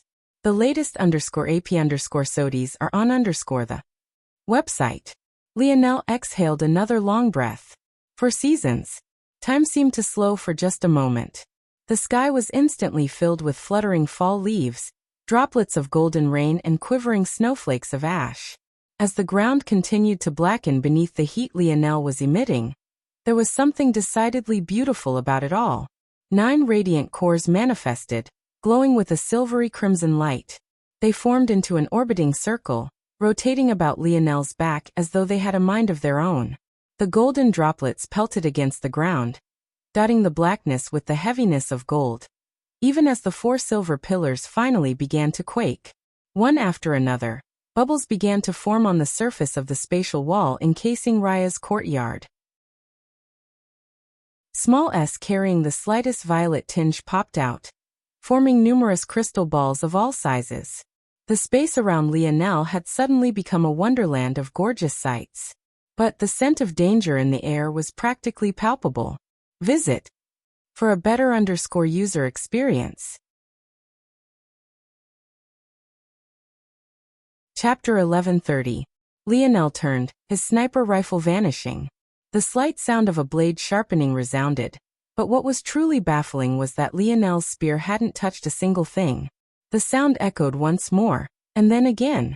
It felt like one was watching a master at work. A blade slowly gliding against a whetstone gently. The blade slowly gained an edge of its own, the slight flicker of the master's wrist bending it to his will. The leisurely expressions of the approaching rankers grew serious when they heard this sound, but it only seemed to continue. Xing Shering Shine, pick up the blade. Gently apply pressure. Glide it back. Lift it up and repeat again. Xing Shering Shine. The water slowly dripped from the whetstone and the blade, falling to the ground in delicate droplets. A subtle but fiendish aura began to grow around Lionel's spear. Steam began to rise up from its blade edges. Every time the sound of the blade resounded, the steam only seemed to become denser. How many is that? The latest _AP_SODIES are on the website. A ranker spoke softly, his gaze having already narrowed. His leisurely attitude vanished, and his sword appeared in his hand. Despite the fact he was ranker 83, he still primed himself to the extreme. There was only one technique of the Luxnix that could brew this sort of atmosphere. It was known as. It was a technique that used the star force characteristics of snow force to refine and strengthen a blade force. The continuous and abrasive sliding of force against force forced them to shine brighter and sharper. And the result? It was a weapon force several times purer and more powerful than it was initially. 6 refinements. Another ranker answered slowly. In the moment Lionel swung his blade, it was as though there was only him and his spear left in this world. The sound of the rustling leaves vanished. The battlefield turned wonderland, lost its splendor. It was even difficult to feel the heat coming off of Lionel any longer. The blade shot out in a blinding light of white, gold and silver. If one looked closely, there was just the slightest hint of crimson as well, belying an aura of pervasive destruction that shook the soul and imprinted itself onto the heart. In that moment, the rankers realized that they were completely in over their heads. Just this single blade seemed to overshadow their decades of hard work. All the efforts of their blood, sweat and tears, it was all meaningless. The group that had been targeted was one of three. Each of their expressions warped to an extreme, their force surging. Without hesitation, all three leapt forward in unison, realizing that if they didn't work together, they would be finished. Their three swords drew a line through the air, meeting at a single point. However, the instant their blades matches just the blade force of Lionel's own, it felt as though they had been swallowed up by an unstoppable force. Visit. For the best no_vel_read_ng experience, their arms broke and their expressions became dyed with pain. Blood vessels in their eyes popped, and their teeth cracked beneath the might of their clenched jaws. They put everything they had forward, knowing that if they took even a single step back, they would die here. The difference was too large. Unfortunately, understanding something and executing it was separated by an impossibly vast chasm. Bang! Sparkling shards of natural spear force spiraled into the surroundings. Deep gouges tore through the earth and surrounding foliage and trees. In the distance, the windows of several pristine and unblemished buildings and homes shattered to pieces, piling onto the growing chaos of the Luxnix family estate. It felt as though they had all stepped into a violent spatial storm, swaying under the whims of deep space. When the battlefield finally cleared, the three youths who had faced the spear force together landed on the ground, their breathing heavy and hurried. All across their bodies, deep gashes of bloodied wounds, even down to the bone, could be seen. Before them, a young man who could be considered their savior stood. His torso was bare, and there was the slight sheen of sweat from an earlier practice session still on his body. Yet, his vitality seemed to be brimming and his gaze was sharp. Arm-head. The excitement of both the fallen and spectating members of the healing arm were practically palpable. The hidden and observing members of the other arms raised an eyebrow, feeling that this matter was becoming more and more unpredictable. Visit. For the best no_vel_read_ng experience, Elodie looked around at the state of the battlefield. A strong shield of foreskin protecting him from the effects of Lionel's Four Seasons realm. His brow furrowed in confusion, a clear lack of understanding painted all over his features. Elodie's long white hair danced within the wind, his gaze finally landing on Lionel. Who are you? Which arm are you from? Elodie immediately began to question Lionel. Elodie could still feel his wrist trembling from Lionel's strike, but the issue was that none of the arm heads wielded a spear. Even that man who had the favor of all the Star Order elders also wielded a sword. He didn't know of anyone who wore silver armor and used a polearm. But he could also feel the pure snow force coming from Lionel that made it absolutely certain that he was a member of the Luxniks. Arm. Head. He is a branch family member. Theron coughed violently. He had been carried away from the battlefield under the help of several individuals, but both of his arms were still glaringly missing. Though he was far luckier than Becca. Due to the fact he had lost his arm to a blade, reconnecting them wouldn't be impossible for their healing arm. Theron's words, though, were like a bomb being thrown amidst the battlefield. It wasn't just the other division heads and unranked disciples that were shocked, but the rankers and even Elodie himself took on a great amount of shock. Elodie's gaze narrowed. State your name and which branch you come from. Do you have any idea the kind of harm you'll be bringing to your immediate family? The only response Elodie received was the sound of a sharpening war blade. The latest _AP_SODIes are on the website. Xiing. Chapter 1131. Elodie's pupils constricted. His sword reflexively coming across his body to block. Bang. Elodie felt a strong surge of might intent on sending him flying, but his gaze flashed, his feet digging 2 deep trenches as he slid back. Dirt and soil rose from the ground, slowing Elodie's momentum by several factors. When he finally came to a stop, Elodie couldn't help but look down at his trembling hands, his face etched with a deep frown. The heaviness of Lionel's attacks wasn't something he had expected. Not only was the spear a rare weapon for a Luxnix to choose, even in the case that it was chosen, those that did would focus on the speed and flexibility of it, not to mention its range. Elodie hadn't expected for Lionel's battle style to be like this. But that didn't mean that he was completely unprepared for battle either. Whether it was the Viola family, or the Montex family especially, they were known for their heavy-handedness and their abrasive battle styles. As a great genius of his generation, Elodie had clashed with his fair share of such talents. In fact, his techniques were refined to deal with them. The moment Elodie adjusted his thoughts and breathing, his whole demeanor shifted. This was not a spar, nor was it a healthy exchange of pointers. This person was an enemy and he would treat him as such. Elodie completed his thoughts in just the fraction of a breath. His sword balanced itself with a practiced flick of his wrist, and his feet spread apart, creating a strong base for himself. The instant he was steady, his figure exploded forth, and yet the ground suffered not the slightest of damage.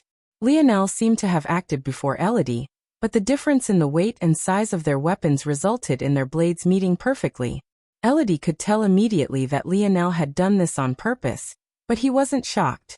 If Lionel wasn't at least this skilled, things wouldn't have reached this extent to begin with. The latest _AP_SODIes are on the website. Elodie's body flickered, and his sword left streaks of white gold in the air. For every one action Lionel took, he took 3 or 4, the elegance of his swordplay shining forth. His rhythm changed with his breath and his footwork was immaculate. He seemed to always be capable of slipping out of Lionel's heaviest strikes and countering with something decidedly clever and crafty. The clash of blades rang through the battlefield, the images of 2 young men flickering into and out of existence being imprinted onto all their minds. It was clear at a glance that Elodie's blade force was far inferior to Lionel's own. One had already comprehended a natural blade force while the other was still using normal blade force. However, on the other hand, Elodie's 5th-dimensional force was clearly several steps about Lionel's in terms of thickness and purity, given due to the fact Elodie was already at Tier 8 while Lionel was only at Tier 2. Streaks of spear and sword force shot into the surroundings with each clash. There was something decidedly violent and existential about the clash of these 2 young men. Neither used any techniques that surpassed the crude nature of force alone. And yet every time they met the impact was no less resounding. Elodie had long since forgotten about what Lionel's origins were, and Lionel never cared about Elodie's to begin with. Their exchanges only became faster and more blinding, neither taking a single step back.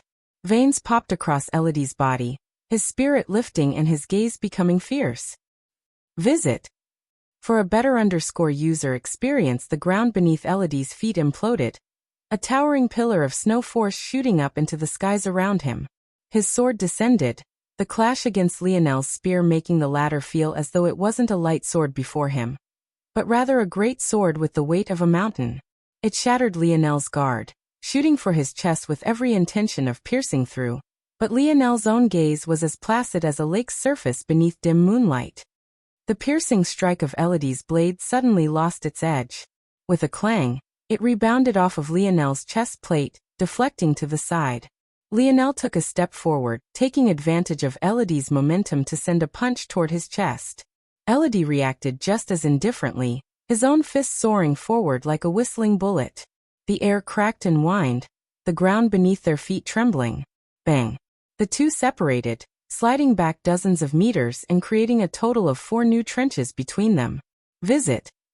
For a better user experience, Lionel didn't need to think to understand how Elodie had gone from using his speed to match his strength to matching strength on strength. Was a technique similar to Lionel's own. It used the healing branch properties of snow force to push the body into a state of accelerated cell regeneration. Using that window, the Luxnix could gain bestial strength in exchange for continuous and rapidly healing injuries. As expected of the head of the healing branch, Elodie's hair rose up, billowing white gold force wafting outward like plumes of steam and heavy fog. His hair and eyes became a shade brighter, and the fiendish killing intent in his eyes only grew. The sound of Elodie's force was like the howling wind of a storm, whipping up violent undercurrents and flattening what remained of the grass in the surroundings. Show me everything you have. If today is to be the anniversary of your death, you wouldn't want to pass on with regrets. Elodie's aura continued to surge. In that moment, the flickering star lights of the heavenly body realm began to rise. Images of a beautiful golden planet, streaking white gold meteors, a silvery moon formed of shimmering gems, and a resplendent star painted themselves across the grayish-blue skies. Elodie's sword seemed to respond in kind, trembling and whistling under the influx of universal force. Then he shot forward, his steps decidedly less light. Plumes of soil rose in his wake, his sword appearing before Lionel's throat in the blink of an eye. However, when it reached that point, it found its force dissipating once more, only to find a pale violet in its path. The latest _AP_SODIES are on the website. Chapter 1132. Elodie's expression changed when he felt his sword pierce through it made him feel as though he was trying to slice through a wall of sludge, and his reaction to it was forced to be delayed. Once against, Elodie felt like all the force in his strike was dissipated. The first time he had assumed that it was an ability of Lionel's armor, but this time his sword hadn't even grazed it. It suddenly made him understand that Lionel was forcefully dispersing the force attached to his blade, something that left him at a shock. The combination of dream rupture, duality domain, withering snowfall, and Lionel's divine armor's spatial domain made Elodie feel as though all his most powerful strikes were landing on a bed of cotton. Lionel had too many abilities that could siphon away and disperse force. It forced Elodie into using more and more force to compensate, but that only drained his stamina faster. The instant Elodie turned this into a battle of techniques, he found himself countered at every turn. He could feel that his actual strength wasn't far off from Lionel. In fact, in terms of raw ability, he was a step or two above. But Lionel's ability to calculate a step or two ahead of him and respond perfectly resulted in him getting pushed further and further into a corner. Bang, bang, bang, bang. Elodie brandished his sword in one hand, his other drawing a circle in the air. A ring of blinding white gold formed in the blink of an eye as he parried Lionel's piercing spear strike. The ring of white gold shot downward, landing perfectly in the spot Lionel's foot would land next. Elodie's timing was perfect. Everything about Lionel's momentum said that he wouldn't be able to dodge in time. However, the land in the middle of the ring suddenly shot upward, giving Lionel a place to rest his foot. Elodie's free hand squeezed closed, shattering the small pillar of earth, but completely missing the target of Lionel's ankle. Right then, a blinding pair of wings stretching out for tens of meters spread to Lionel's back. Lionel knew that he couldn't allow his foot to fall to the ground, and could only activate his strongest movement technique. His body became as light as a feather, circulating instantaneously. With a light tap of his foot toward the crumbling rock pillar, Lionel vanished and appeared to Elodie's back. The shock amongst the spectators was palpable. Even as the crowd grew, drawn over by both the commotion and Lionel's earlier beam of light, there were likewise several members of the Speed Arm who were amongst them. However, even in the case that there wasn't a single member of the Luxnick's main family that wouldn't recognize those illusory wings. Visit. For a better user experience, Elodie's pupils constricted into pinholes. He could feel the threat of danger creeping upon his neck, but he reacted just as quickly. A white gold ring shot out from the ground, catching Lionel somewhat off guard.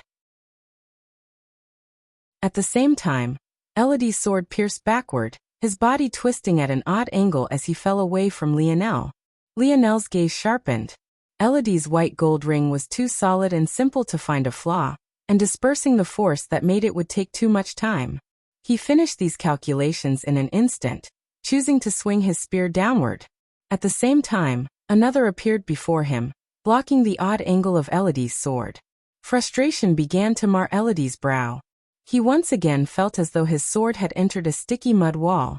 Luckily, he was falling back now and could use his momentum to pull free, but this was already the fourth or fifth time. Elodie shot back, his body flipping and dodging as numerous golden droplets fell toward him like darts. His free hand remained active, drawing more and more white gold rings as he fell backward, only to send them flying forward toward Lionel. Bang! Lionel's spear shattered the white gold ring, his expression just as placid as always.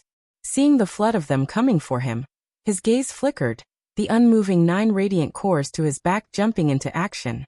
A strong magnetic field repelled the rings, sending them spiraling backward as Lionel's figure flickered once more.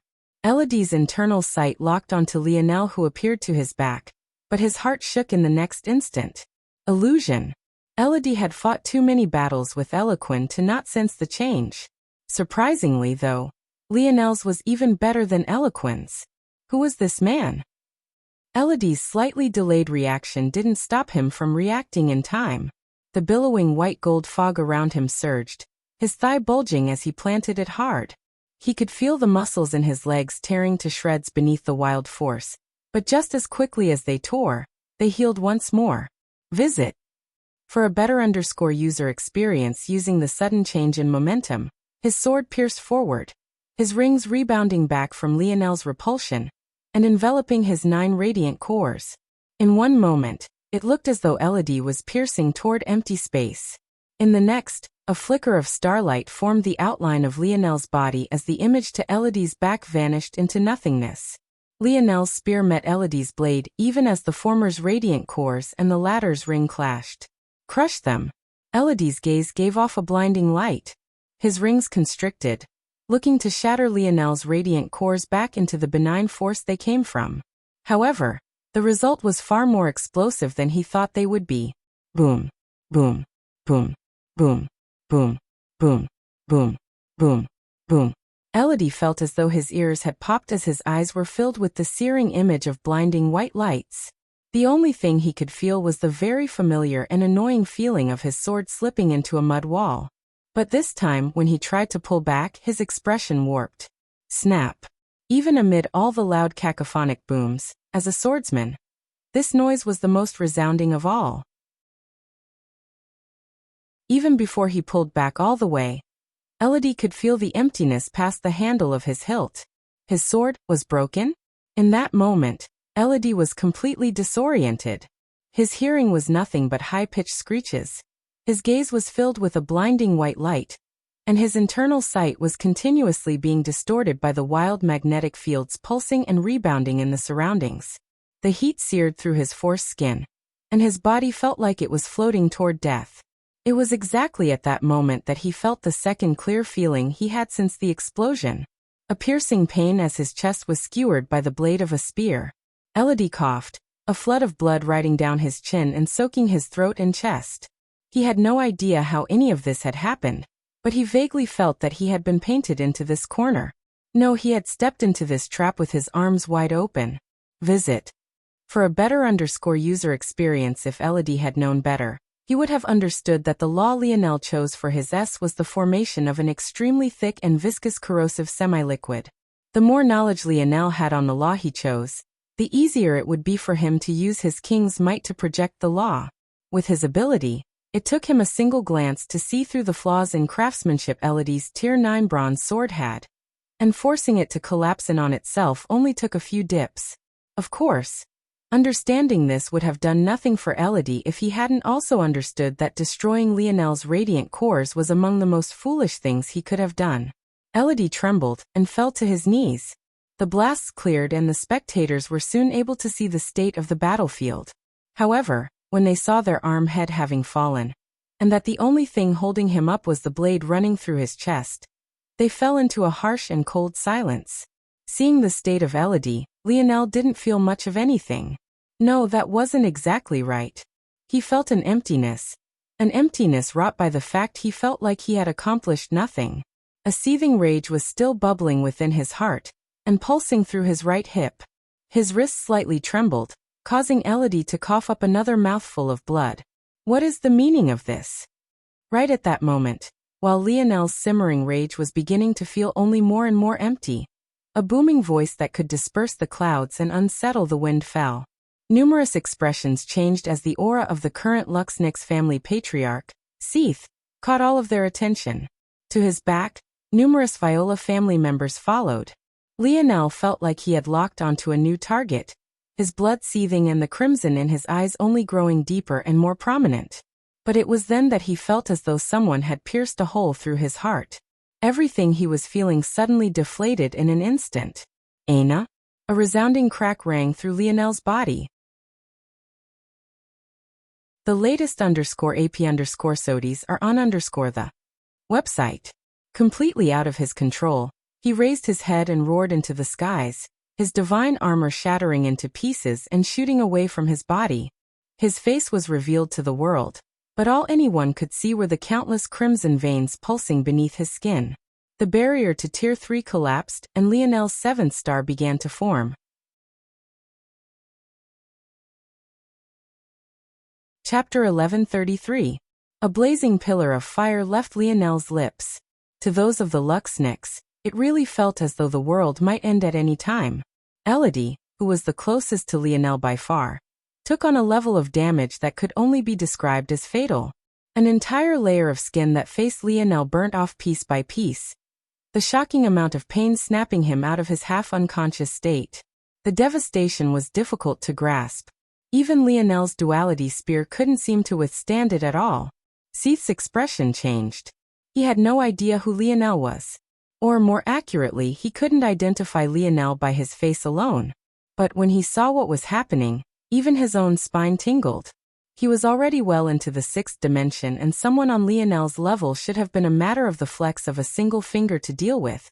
But the force being projected out of his body right now filled Seath with so much fear that he froze for several seconds, his mind going completely blank. Under normal circumstances, Seath wouldn't even be here. It was only because Richard had come to communicate something with him that he had gone so far. Because Richard was now the crown heir of the Viola family, something only recently announced, there was an amount of face that Seath had to give him. In other families, Richard would have been entertained by their own crown heir, but unfortunately for Seath, the situation of the Luxnix was a bit unique. In every other situation, the patriarch had higher standing than the crown heir. But in the Luxnix, it was the opposite. Miguel's standing was far beyond Seath's, and the former had the backing of both the Feather Sword Warriors and the Star Order Council. In the end, such a perfunctory job was left up to Seath. Visit. For a better user experience when Seath snapped out of it, he realized just how terrible the situation was and immediately began giving out orders. Corner off this location. Don't allow anyone to enter this kilometer radius. Someone give me a briefing of what the hell happened right now. The moment after Seath said these words, he shot forward. He only had one goal in mind, to save Elodie. Because of the oddity of this generation, Elodie, Eloquin and Siller were an important balancing factor. Without them, Miguel's influence on this generation would be too strong. Though it was a bit naive of Seath to believe that just these three could match up to Miguel, he had no choice but to play the long game. The loss of even one of them would be far too much. He couldn't allow Elodie to die. Even if he didn't have such political implications to his thoughts, the Luxnix family couldn't just allow a genius to die for no reason. Seath didn't hold back. displaying the strength of a genius of the last generation. He used the six-dimensional movement techniques of the Luxnix with such skill that he managed to cover a kilometer distance in what felt like the blink of an eye. Visit. For the best no_vel_read_ing experience, his foreskin began to melt away piece by piece, withering away under the wall of heat emitting from Lionel. His expression couldn't help but change. He could tell that Lionel was just tier 3 of the 5th dimension. How could a youth so far beneath him possibly corrode his foreskin? A murderous glint lit in Seath's gaze. He didn't know exactly what had happened here, but he didn't recognize Lionel, and just by his tan skin and hair color, he shouldn't be a member of the main branch. If Lionel could be controlled, it would be a boon for the Luxnix. But seeing the carnage he caused here, how could things be so easy?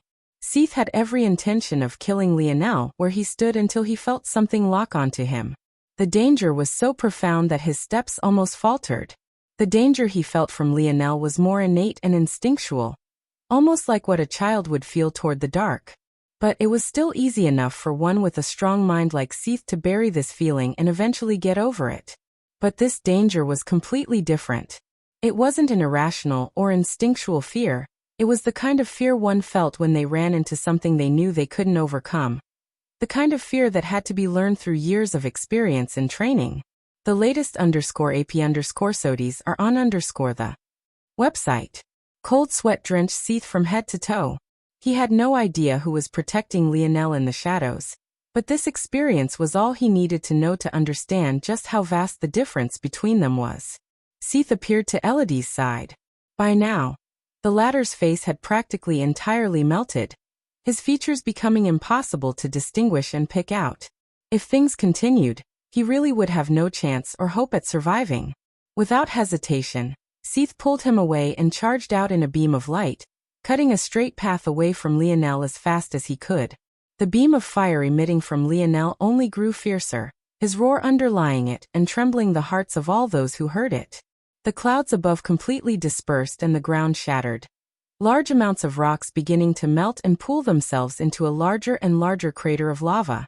Waves of heat rippled into the surroundings. By the time Seath got back to where he had been, he realized that even without his orders, no one would have dared to enter the kilometer-wide radius. The heat was simply overwhelming, and even from so far away, many were still continuously moving back. The only ones that couldn't were the few stuck within Lionel's 4 pillars. Visit. For the best no_vel_read_ing experience crack. The duality spear finally couldn't take it any longer and completely collapsed, combusting from the inside out. Its pieces flew out in all directions, some even piercing directly into Lionel's body, and yet, he seemed so numb to it all that he didn't even notice. Chapter 1134. Lionel's body looked as though it might crack itself.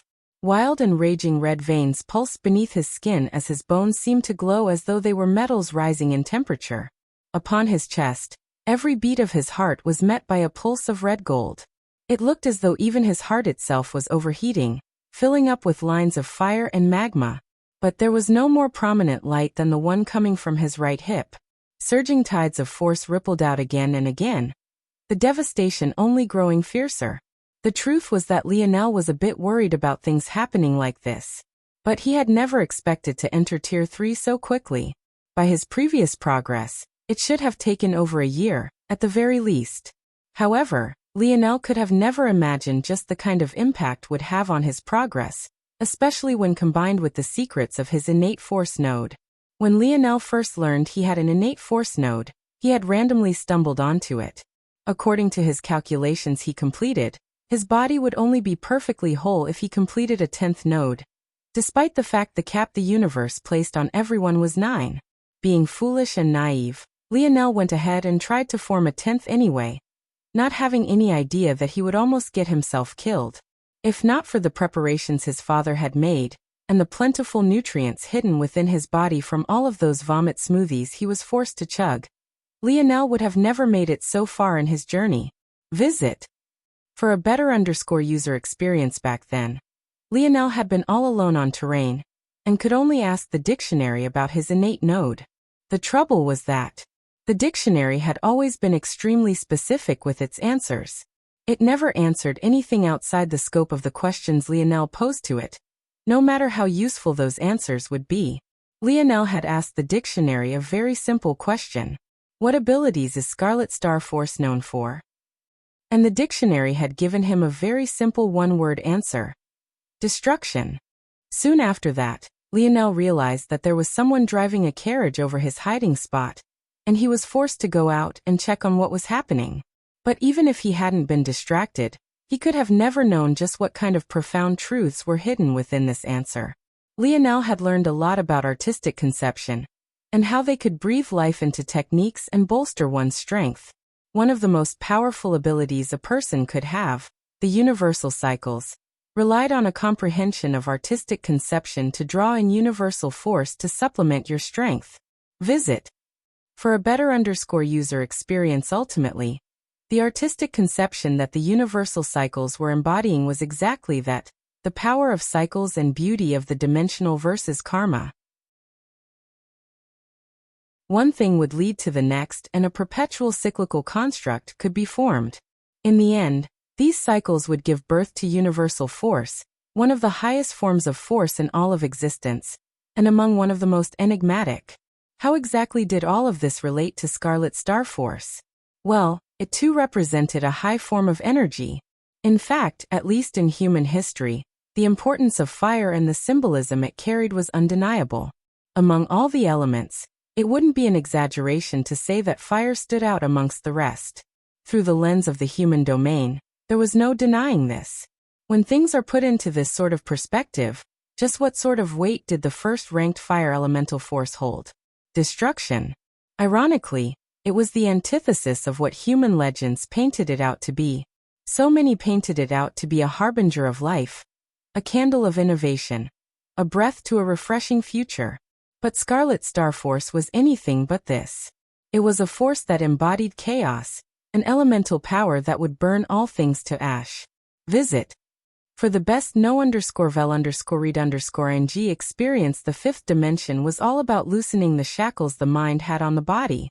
In order to do this, techniques relied on visualization techniques to allow one to shed the mundane limits one subconsciously placed on themselves. Whether it was King's Might, and their fusion into the manifestation of Lionel's innate node. All of them were aspects of Lionel's consciousness. By choosing himself as the root artistic conception of his, Lionel had inadvertently added an indelible characteristic of destruction to his King's Might. In the vice versa, the implementation of Lionel's King's Might to project the will of his innate node had resulted in him subconsciously beginning to comprehend this Scarlet Star Force, which took his body on as a host. The result of these series of events were the preconceptions and misunderstandings in Lionel's mind being cleared one after another. The more he began to embody his true abilities and his true talents, the looser the chains that bound him became. At the same time, Lionel had no idea how lucky he was for two reasons in specific. First, if Lionel had completed this breakthrough on a fifth-dimensional world, not only he, but everyone on the planet would have died. Scarlet Star Force was something that even Seath, a Tier 7 sixth-dimensional expert, couldn't reliably counter for an extended period of time. How could a fifth-dimensional world possibly stand a chance? And second, had Lionel used the visualization of to reach Tier 3 instead of relying on his comprehension of his innate node to release the shackles on himself instead? The latest _AP_SODIES are on the website. There was a 0% probability that he would have survived the formation of his 7th star. Without first grasping the artistic conception of destruction, how could his body, which couldn't even survive a split-second usage of Scarlet Star Force, possibly survive the formation of an entire star? Now, Lionel had a 10% probability of surviving.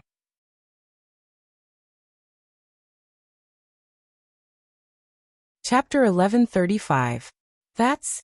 Savon and Yuri looked toward one another, then toward Aina's back. But ever since they had come here, Aina hadn't said a word. In truth, this was a bit odd for her current self.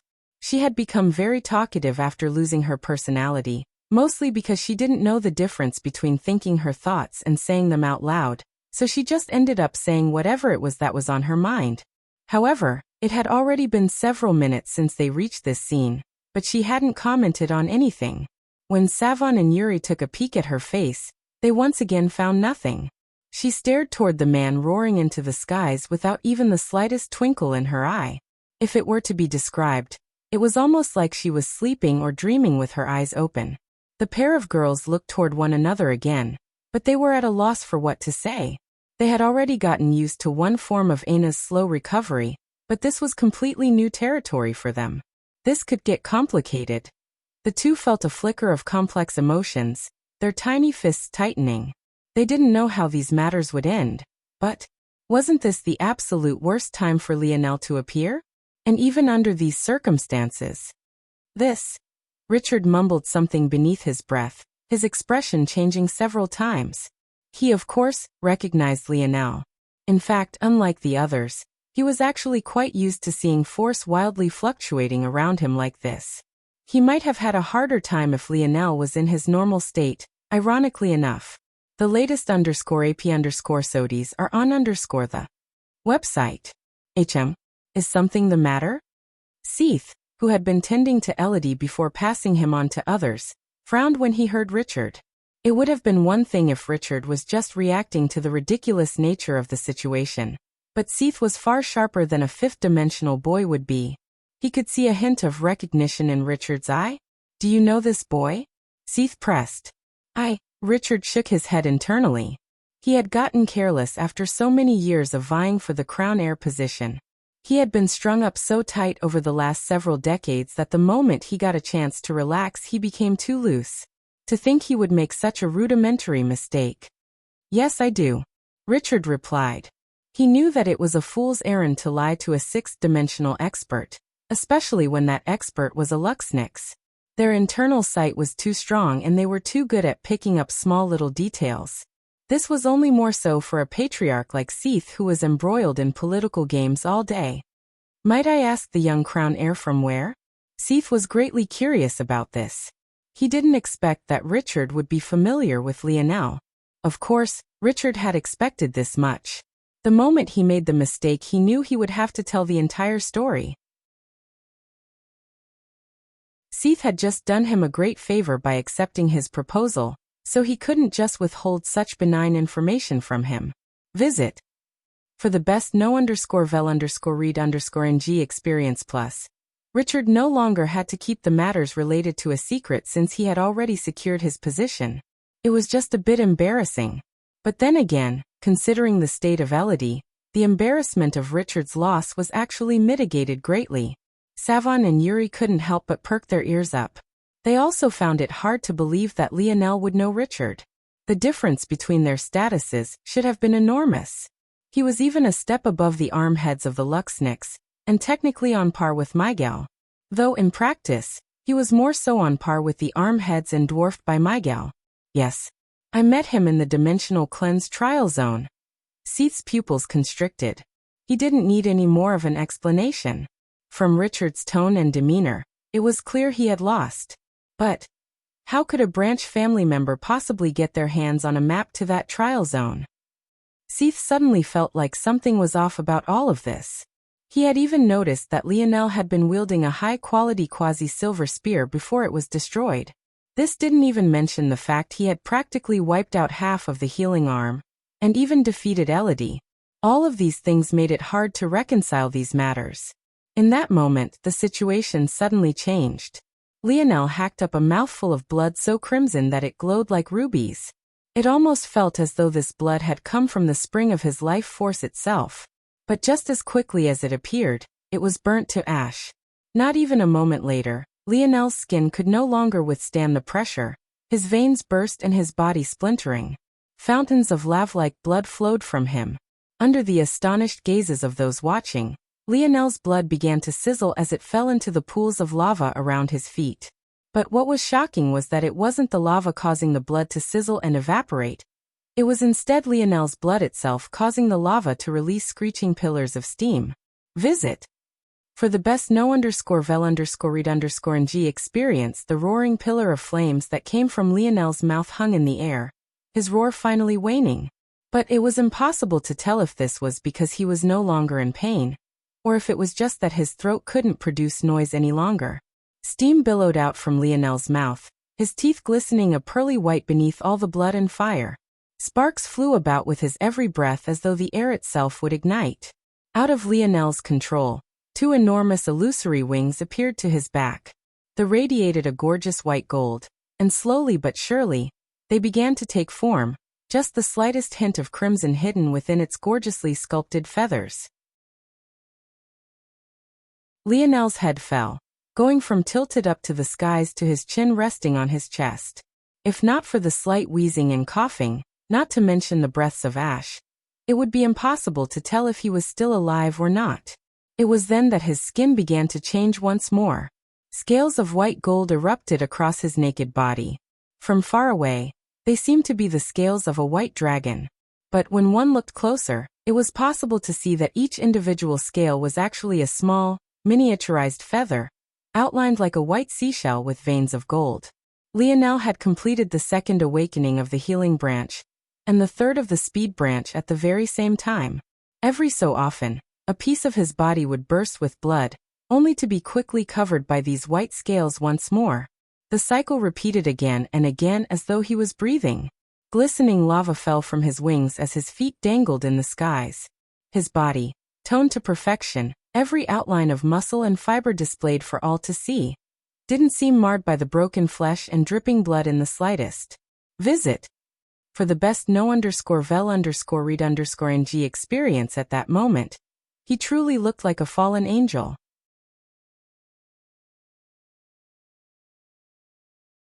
Chapter 1136. Lionel could feel his body going through a wild number of changes.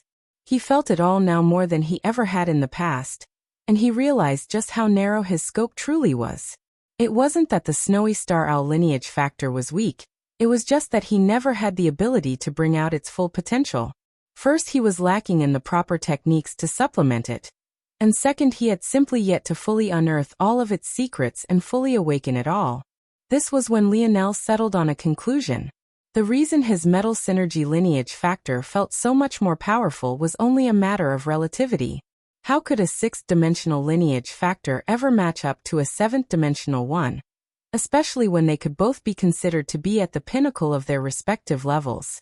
Simply put, maybe if Lionel entered the sixth dimension and began to interact with many talents on a similar level to himself, he would then begin to feel that even the Morales family's metal synergy lineage factor was weak as well, when in reality, he was also lacking the techniques to maximize its abilities. Right now, the potential Lionel had unearthed from his metal synergy lineage factor was limited to a hard body, but technically, was a technique left behind to him by his father.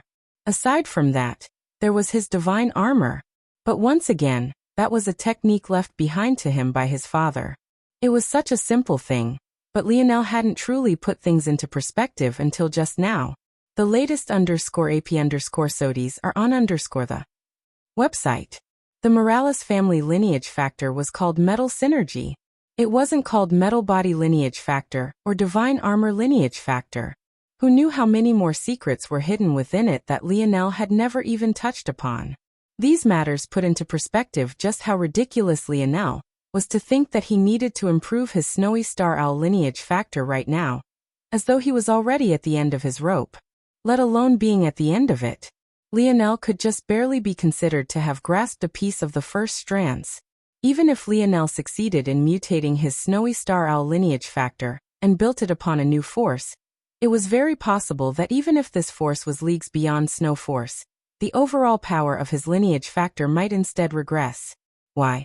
Because this new mutated lineage factor wouldn't have the countless millennia of refined techniques the Luxniks had built over their history. It would have to rely on Lionel to rebuild and modify it all from the ground up. It was possible that Lionel could be capable of this in the future.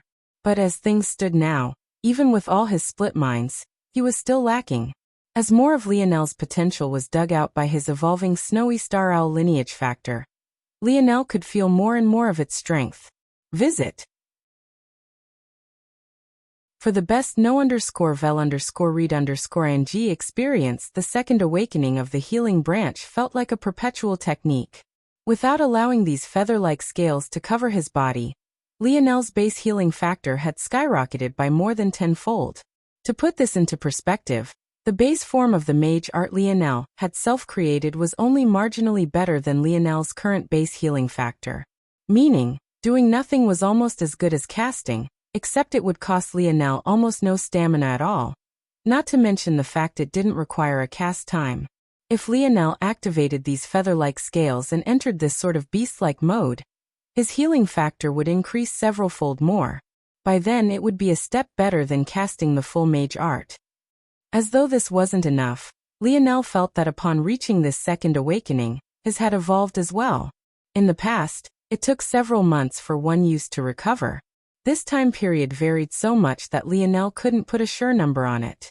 This was because in order to use, a certain amount of snow force had to be absorbed and stored for a single burst use.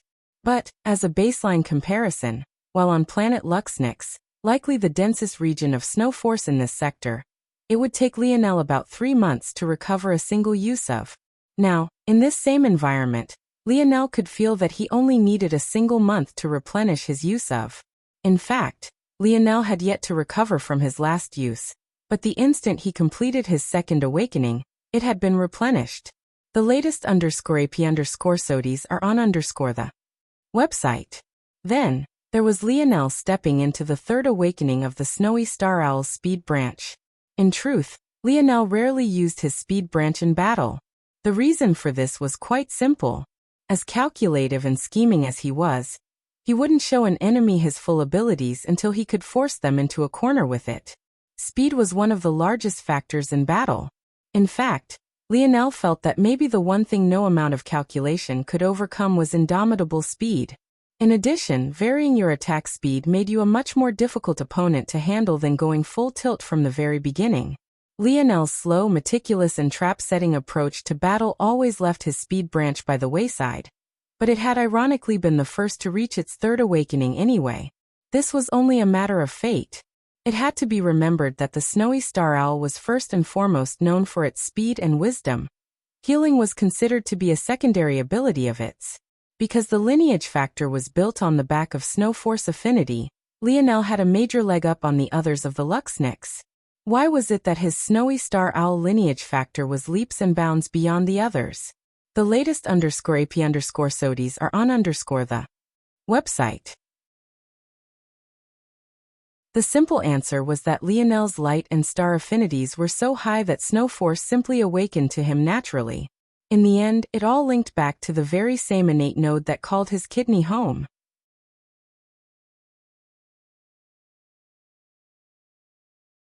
Chapter 1137. Truthfully, all of these thoughts were simply running in the back of Lionel's mind. After 2 subsequent breakthroughs of the mind, Lionel's ability to split his attention had bloomed from just over a 1,010,000 to a number approaching 5 million. Such a thing could only be said to be both a blessing and a curse. When he was battling, bathing in blood, bone and limbs, his mind was quite blank. All he cared about was calculating his next attack, and making those before him suffer as much as possible. Rage colored his thoughts and took hold of his heart. There was only it, and everything else was a sheet of white. But when he saw her gaze, it felt like years of buried thoughts and feelings had all resurfaced at once. Something within him snapped, and whatever had been leashed within him was released, ravaging his body like a wild beast. He could still see that gaze now. In fact, he could piece everything that made it up. No matter how much he tried to distract himself with just how much was going on in his body now, no matter how much he tried to focus on something else, to put his mind to something else, nothing worked. He could feel her gaze almost as though he was still looking into it. A hint of recognition, an odd curiosity, and then nothing. Her gaze didn't have any sadness, no remorse, no happiness, no glee. It was as though she was looking at the face of an acquaintance she had known long ago. A classmate that she remembered the look of, and was mildly curious about just what they might be doing here. Visit. For a better user experience, Lionel wished he didn't have the ability to analyze everything so thoroughly. He wished that he could believe that it was nonsense and that he had seen wrong, that his memory was fallible and maybe his brain was playing a trick on him, forcing him to see the worst. But he knew that none of this true. As many minds as he had turned toward focusing on his body, he still had too many more left over. Each of them picking apart every angle, every expression, every minute detail. Let alone just her gaze, he could measure out the beat of her heart, the perspiration of her skin, the slant of her lips, the wrinkle of her nose. He could see the shift in her body, the angle of her arms, the position of her feet, the state of her hands. In just a split moment, he had gained hundreds of snapshots of each. Her posture was too unmoved, her breathing too even, her heart too steady. Her hands didn't clench, her gaze didn't tremble, and her feet didn't shift. Worst of all, her lips were just fine. How many times had he warned her not to bite those soft, pink lips of hers? And how many times had she ignored him? It was a habit she had built up over so many years. So long as she was biting them, Lionel was certain that something was wrong, and he would have traveled through the gates of hell to make sure that she was okay. There was none of the characteristics of Aina he had come to know. The latest _AP_SODIs are on the website. Lionel didn't feel rage or anger. He just felt that the abyss that had been forming his gaze was now in his heart. It was a depth of emptiness he had never felt before, a level of nihilism he had never faced before. He had thought a lot about how this meeting after so long would go, but this was the last thing he had expected. Even indifference wasn't as bad as this. Maybe if she had been indifferent, then he could have concluded that she was still mad. But this wasn't that. Lionel's body descended into the pool of lava beneath him. The searing heat was practically like cool waters to his skin. It glided off of him, and even his wounds without a sound as his swim pair of wings retracted in a flutter of falling feathers. 2 white gold rune marks appeared upon Lionel's back before slowly fading. An eerie sort of silence fell over everything, no one quite sure of what to do. Seath was especially indecisive. He was the only one that had felt that aura from earlier. There was nothing that had changed between then and now. He didn't believe that this hidden individual would suddenly allow him to kill Lionel now that his breakthrough was practically finished. Feathers of white gold began to fall from the skies. There wasn't a single Luxnix family member that didn't recognize this phenomenon. Though it was extraordinarily rare amongst fifth-dimensional existences, to the point where only 2 could do it, Elodie and Miguel. The same couldn't be said for the sixth-dimensional members of the Luxnix family. So this was a sight that many had seen before, or at least heard about. Visit. For the best no_vel_read_ng experience, it suddenly dawned on them all that Lionel was a master of several branches, something that made them all numb with shock. From the start of the phenomenon to the end, Lionel didn't move, his head still angled somewhat downward. It felt almost as though he was in his own world, and couldn't be bothered with everything around him. This place. He didn't want to be here anymore. Lionel slowly stepped out the pool of lava, walking up the slope, apparently not aware of just how naked he was. He thought it was a shame that his duality spear was destroyed. It was probably the most useful and appropriate for his battle style among the quasi-silver spears.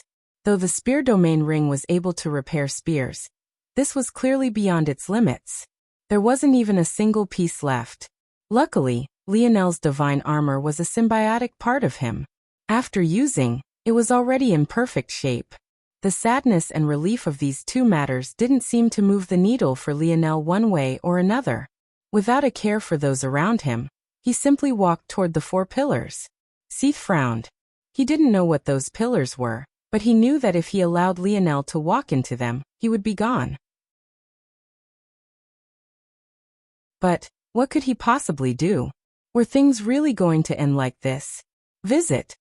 For the best no_vel_read_ng experience, more coming.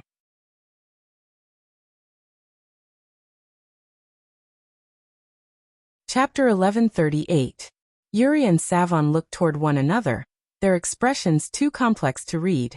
As surprised as everyone else was that Lionel was simply walking away, they were maybe even more so. Lionel was difficult to read. Despite the whirlwind of emotions going on his mind and heart, his face gave nothing away. The only hint of something was that his gaze was decidedly less cold. But even this was only something they had gotten a brief look at when Lionel's gaze met Aina's. However, What neither of them expected was that Lionel would turn and leave without even trying to say anything to her. Their first reaction was that maybe Lionel was mad. They had lost count of the number of times that Aina had burst into a fit of tears, mumbling something about how much Lionel must hate her now. Of course, all of this occurred long before her personality had been reset to zero. This was a large part of the reason that Aina's father didn't want her to meet with Lionel.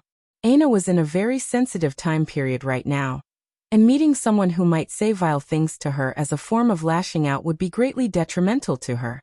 Things were especially bad because Aina was currently internalizing so much about Lionel right now, though she did so unconsciously.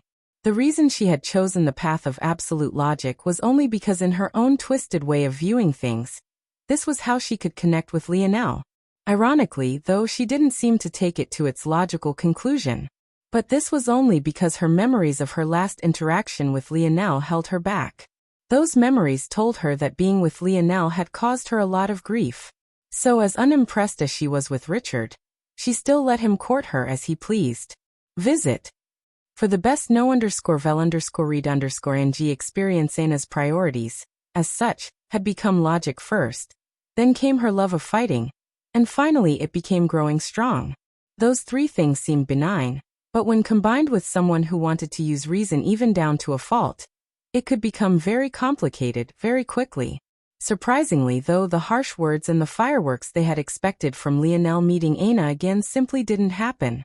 Yuri and Savon also thought that it was possible that Lionel didn't want to implicate them in his troubles. In fact, the more they thought about it, the more it seemed that this made the most sense. But then, why was it that no one was moving? Shouldn't they be enraged by Lionel's actions? Shouldn't they be chasing him down now that the danger of his breakthrough had cleared? Why did it seem like they didn't dare to? Neither of them knew how to wrap their heads around this situation. They couldn't help but look toward Aina again, but she was still oddly silent. They couldn't grasp anything she was thinking. Of course, Seath was in an even worse position. He somehow felt like he was missing something important. Something so important that it made his spine tingle. Suddenly his gaze sharpened. Crown Heir Viola. What was the name of this young man? Richard blinked. He hadn't said his name on purpose. Visit. For a better user experience, though the matters surrounding Alianor's scandal had been pinned onto Gradier, his former fiercest competitor for the Crown Heir position, he still didn't want the Luxniks to drag up the truth of those matters. If he admitted that Lionel was, in fact, Lionel Morales, the very same Lionel Morales he had used to slander his mother, then it was possible for it to be drawn back to him. Richard frowned. But now that Seath had asked, he truly couldn't avoid it. He was already the crown heir anyway, and it wasn't like the families were entirely buddy-buddy. Some underhanded schemes were inevitable. He said, "His name is Lionel Morales." Richard didn't know what he expected from saying these words. But the reaction he got was so fierce that he almost coughed up blood. Seath's aura shot into the skies like a pillar, making it difficult for the fifth-dimensional existences around him to even stand properly, let alone breathe. Richard rapidly retreated, his expression flickering. He realized then that this was a bigger matter than he had initially thought, but how could it not be? This tidbit of information was actually what had allowed him to secure his crown heir position, and it was precisely it that buried his competition. The name Lionel Morales had been stricken from the Luxniks family records. In the history of the Luxniks, this had happened only a handful of times, and never to a child who couldn't even walk on his own at the time. How could there not be a big secret behind this? The latest _AP_SODIES are on the website. Halt! Seath's voice boomed for several kilometers. His palm flipped over, a badge of some sort appearing in his hands. The moment it did, he tossed it into the air. An enormous commotion broke loose, a pillar of blinding light shooting into the skies. The expressions of several changed, especially those of highest standing like the rankers and the division heads. That badge was the Patriarch's emblem. In terms of rank, it was only beneath the Star Order emblem. When it was deployed, it had the authority not only to deploy the Feathersword warriors, but the Star Order Council had the obligation to send representatives as well. With this emblem, the Patriarch essentially had 90% of the family's forces at their beck and call. Of course, the strongest forces were definitely those old monsters on the Star Order Council. But in general situations, just a representative or two from them was enough to deal with most problems. It had been just over 2 decades since the last time the Patriarch's emblem was used. And now it seemed to have been deployed again. Yet, inexplicably, as though he hadn't heard a single thing, Lionel continued to walk. Maybe the only change was that a pair of pants had appeared to cover his lower half. His placid expression made it seem as though he was entirely in his own world. The latest _AP_SODIES are on the website.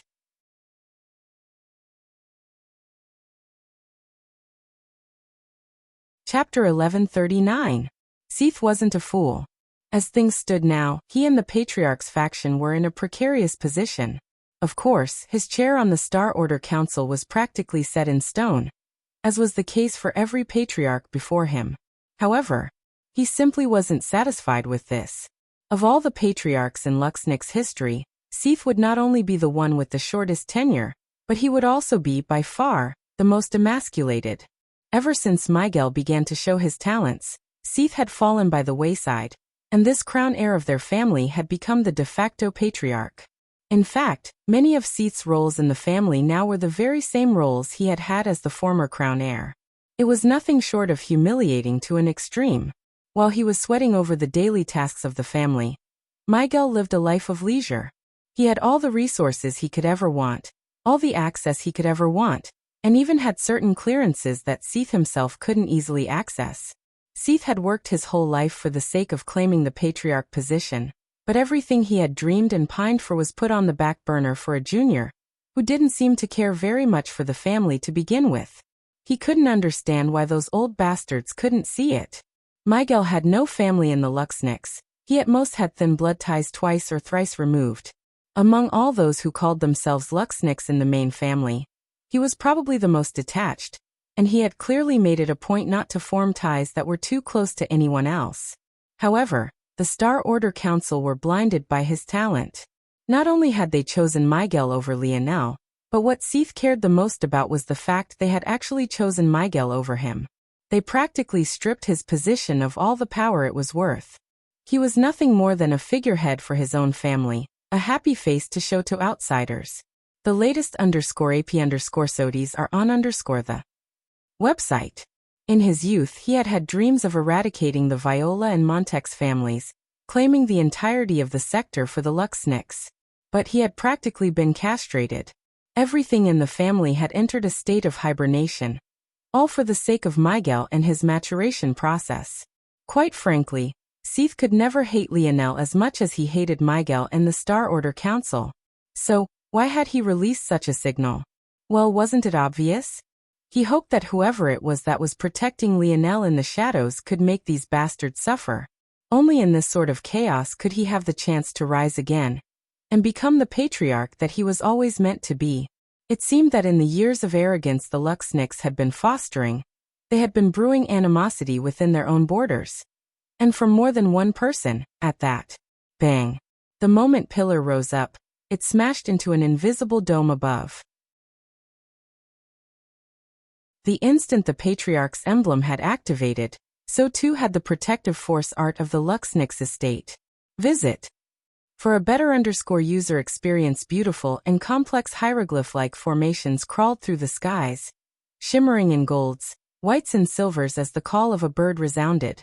The pillar of light splitting into countless pieces. All across the Luxnix estate, thousands of feather sword warriors were alerted, the pins on their lapels lighting up one after another. Their expressions only had time to turn serious before they all vanished as one. Back in the location of the battlefield, the blinding lights only seemed to continue. The number grew in size, the vague outline of several figures taking form. By the time it all faded, the feather sword warriors all stood proud and tall. Of course, this number only included those that were currently in the estate and hadn't been deployed. In addition, there were no 12-point feather sword warriors in sight, as they were the personal guard of the Star Order Council. However, this lineup alone seemed to breathe pressure into the air. Patriarch. The feather sword warriors all respectfully saluted at once. The booming sound of their voices even dwarfed Seath's earlier shout. However, Seath made no move to command them. He was waiting for something in specific. He wasn't going to send these feather sword warriors off to their death. That would do him no good. What he needed was visit. For a better user experience at that moment, a mountainous pressure descended from the skies. Whether by coincidence, an illusion, or maybe reality, the protective barrier of the estate seemed to glow with a fiercer light, even as the concentration of snow force more than doubled in an instant. In the skies, standing upon what seemed like nothing, an old man with a flowing white beard and hair appeared. His ancient robes fluttered in the skies and his sharp eyes scanned the battlefield, taking it all in an instant. His hunchback did nothing to take away from his momentum. Who dares attack my Luxnix family? The momentum dwarfed anything Seath or the feather sword warriors could match. This man would have been very familiar to anyone who had been at the gate several weeks ago. This man was none other than the Star Order elder that had sided with Sparking Star Order, Winged Star Order. The old man seemed to deduce that all of this was caused by Lionel in an instant, the thinking speed of a sixth-dimensional expert with such strong internal sight being far beyond what most could imagine. He immediately locked onto Lionel, his pressure falling down in waves. However, what he could have never expected was for that pressure to vanish like a refreshing spring breeze, just before it could reach Lionel, and right as a light sigh rang through the air.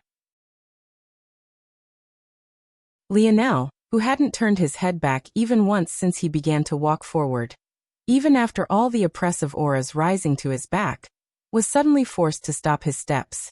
Before him, an older woman wearing fluttering white robes stood. A cane of pristine white wood supported her right side, and though her face was covered in the wear of age, it still carried the delicate touch of beauty. Visit. For a better user experience, she gazed toward Lionel with a complicated look, her eyes filled with regret, remorse and sadness. For a moment, it seemed that everything had frozen.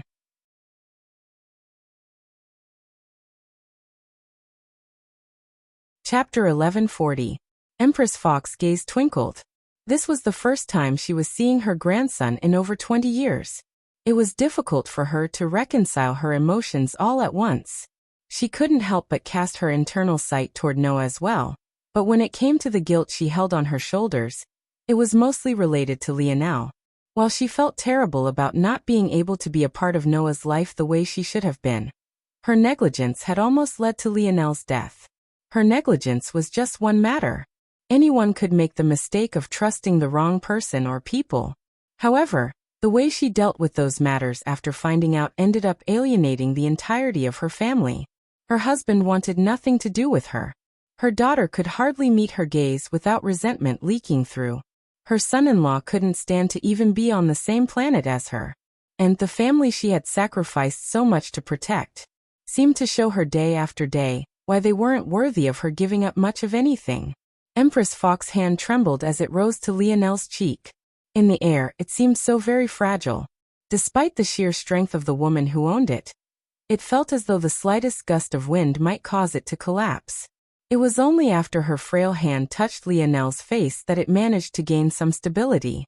However, the scalding heat of Lionel's skin didn't escape her attention at all. It felt as though it would burn her completely to ash, but she refused to take her hand away. Empress Fox looked up and into Lionel's eyes. There, she found a gaze that was impossible to read. The latest _AP_SODIES are on the website. While everyone else saw indifference and apathy, Empress Fox saw something deeper. She could see that Lionel had been scarred by something. The realization made her heart squeeze with an inescapable pang. She could tell that this emotion was completely unrelated to her. Maybe it really was most accurate to say that Lionel met her with indifference. In fact, he couldn't be bothered to snap out of his previous headspace to register the fact that it was his grandmother before him. Empress Fox didn't blame Lionel in the slightest. All she felt was a surging will to protect him. This was her grandson, her baby boy. She would rather suffer through him looking toward him with indifference for the rest of her life, so long as he didn't have to suffer any pain or trouble. Empress Fox's thumb lightly rubbed Lionel's cheeks, her eyes holding back tears she didn't want to shed. Northern Star Order, What is the meaning of this? Winged Star Order's voice was tinged with his frown. The name Northern Star Order spoke for itself. There were two categories of titles given to those who joined the Star Order Council. The first were unique names. These were decided by your method of battle, your ability, or any other unique affinities or proclivities you might have. But there was a second category of titles altogether. These were known as hegemonic titles. Visit. For the best know_vel_read_ng experience, hegemonic titles were passed down from generation to generation. Though not so simply. It wasn't rare for a hegemonic title to skip over a generation entirely. In fact, to say it wasn't rare was a misnomer because it was, in practice, quite common for this to happen. In truth, even many of the Star Order Council were in the dark about how these hegemonic titles came about, and what exactly their origins were. Only those who inherited the title would become privy to the information that came with it. Within the Luxnix family, there were only 3 hegemonic titles. The first was Snow Star Order. The second was Wise Star Order. And the final and most powerful of them was Northern Star Order. Empress Fox generation had been greatly blessed. For the first time in Luxnix history, 2 hegemonic titles appeared in the same generation.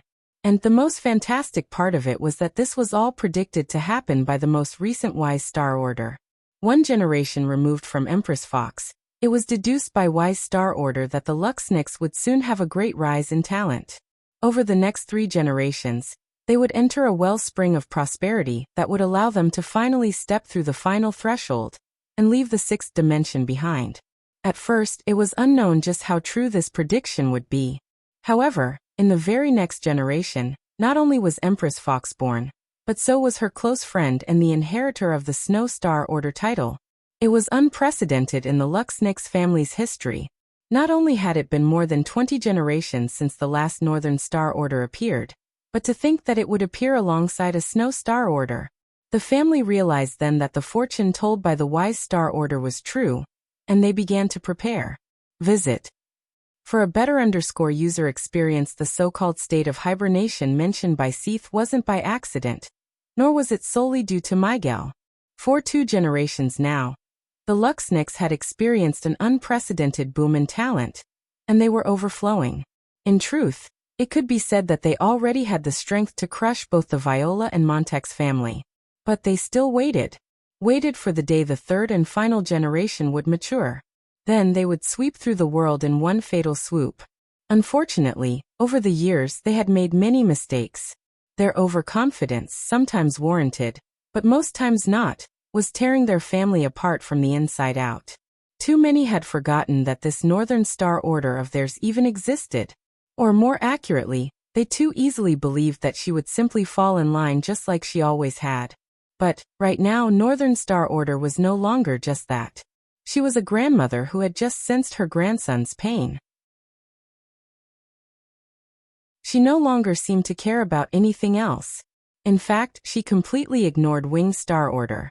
Little Leo, what do you want to do? Empress Fox spoke as though even if Lionel asked her for the moon, she would reach out and grab it. Lionel remained silent for a long while. A hint of sadness plagued Empress Fox's gaze. There was nothing that pained her more than her grandson being unwilling to rely on her. But surprisingly, Lionel finally spoke. I don't want to be here anymore. Lionel's voice was cold, indifferent, and detached. And yet, to her, they were like the most beautiful melody she had ever heard. Visit. For a better user experience, Empress Fox finally couldn't hold back her tears any longer, as they fell like droplets of rain gently sliding down delicate leaves. Okay. Grandma will take you away.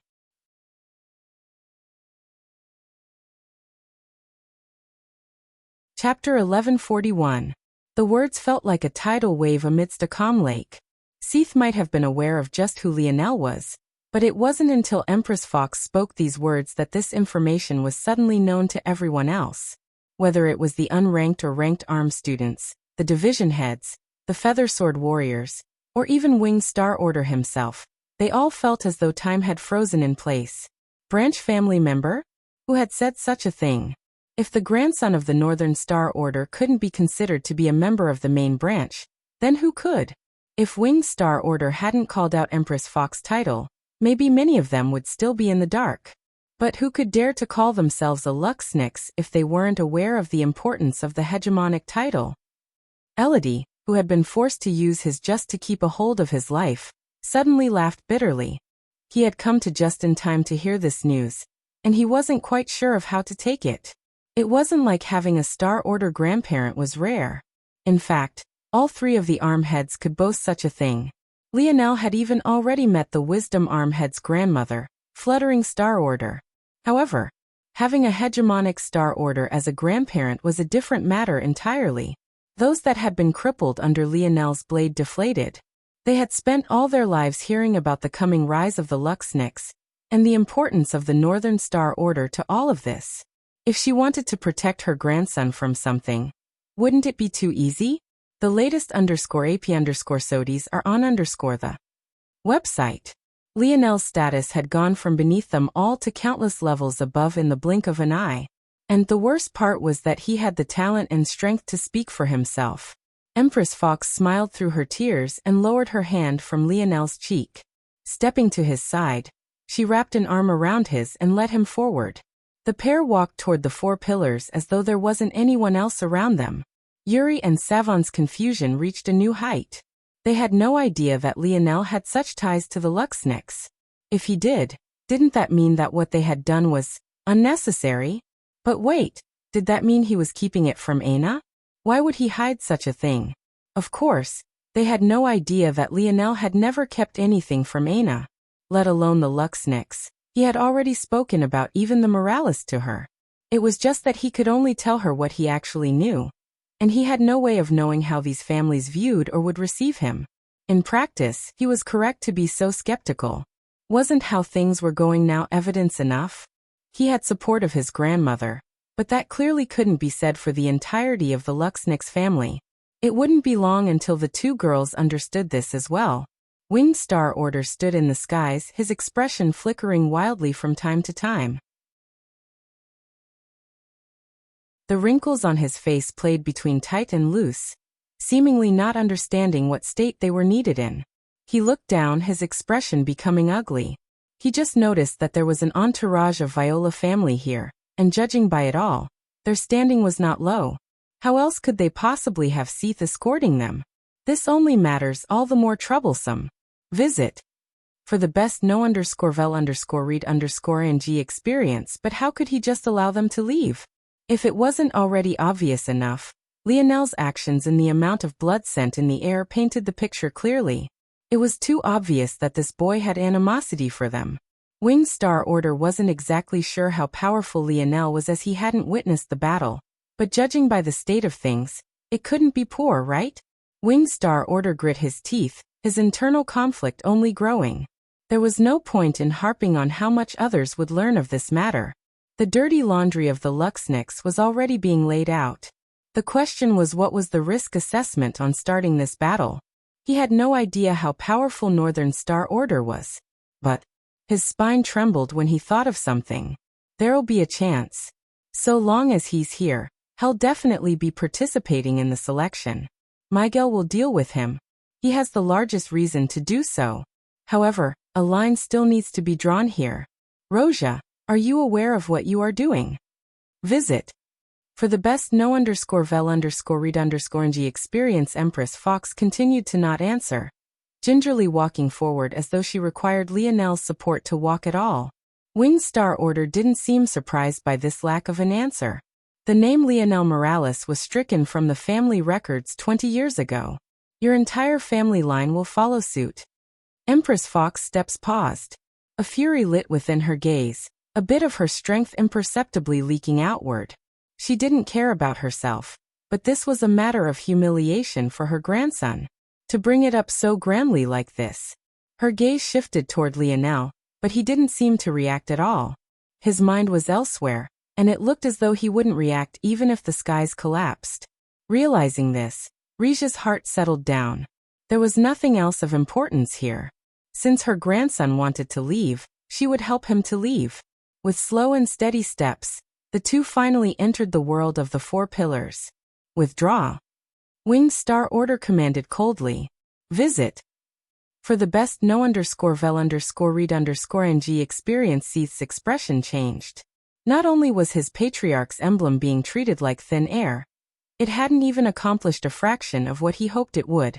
But what was even worse was that the feather sword warrior didn't hesitate to follow these orders. These matters seemed to have diffused, but the reality was that it had only set in motion something that would one day be an indelible part of the three-pillar galaxy's history. At the center of it all, there would be a young woman who currently stood in silence with placid golden eyes and a dull expression.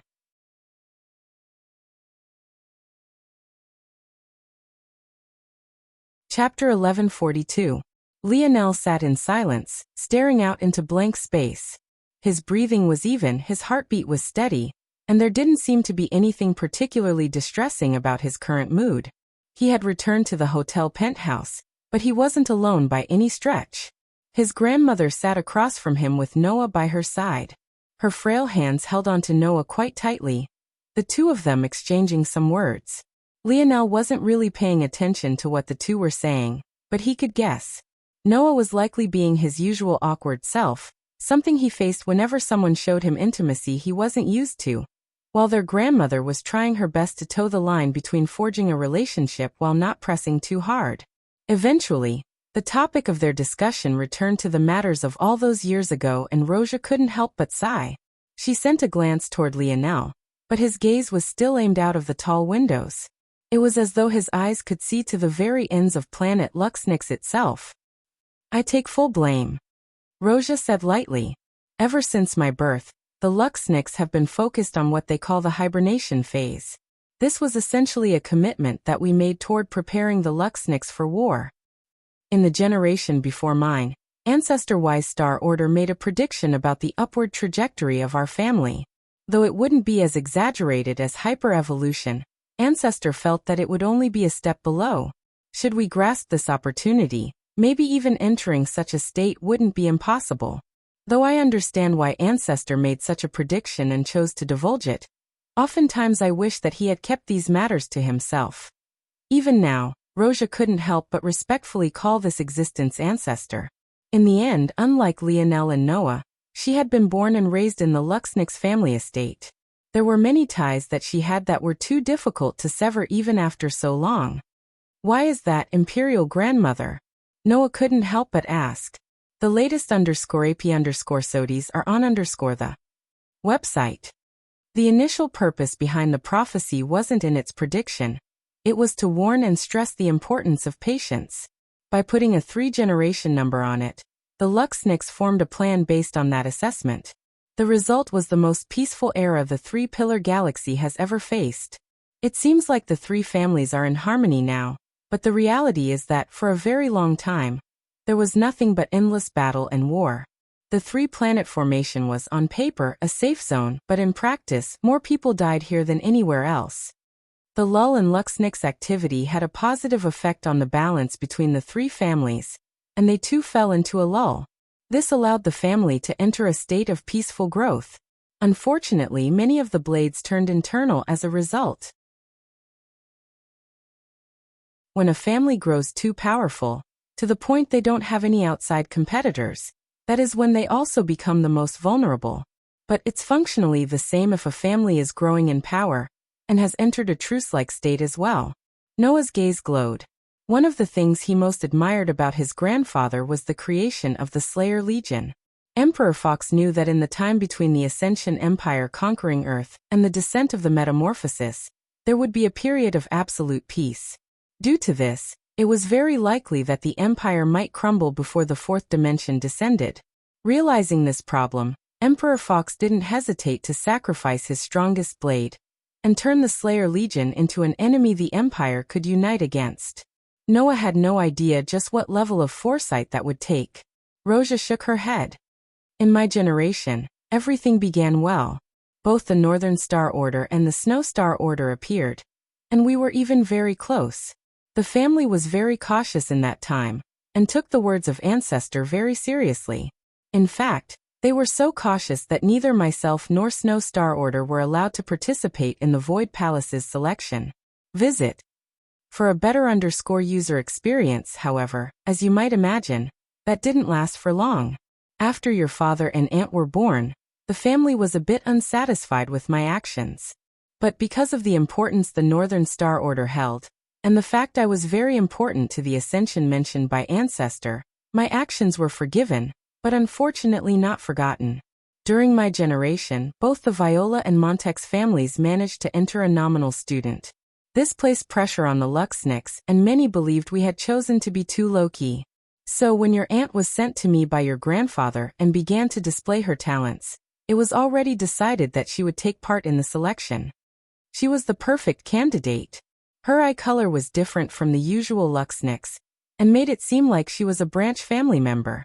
Thanks to this, even if she had an astounding performance, it wouldn't raise too much alarm toward the Luxniks' main family, but she could also release some of the pressure simultaneously. Everything went well and your aunt performed astoundingly, entering as a quadrant-ranked disciple. Of course, if not for the fact Earth was still in the third dimension back then, causing her world spirit and emperor's might lineage factors to be dormant, she would have likely placed even higher. By then, her climb up the disciple rankings would have been far easier as well. But trouble came again when your aunt returned to the family pregnant. Your aunt was meant to be the perfect cog in their plans.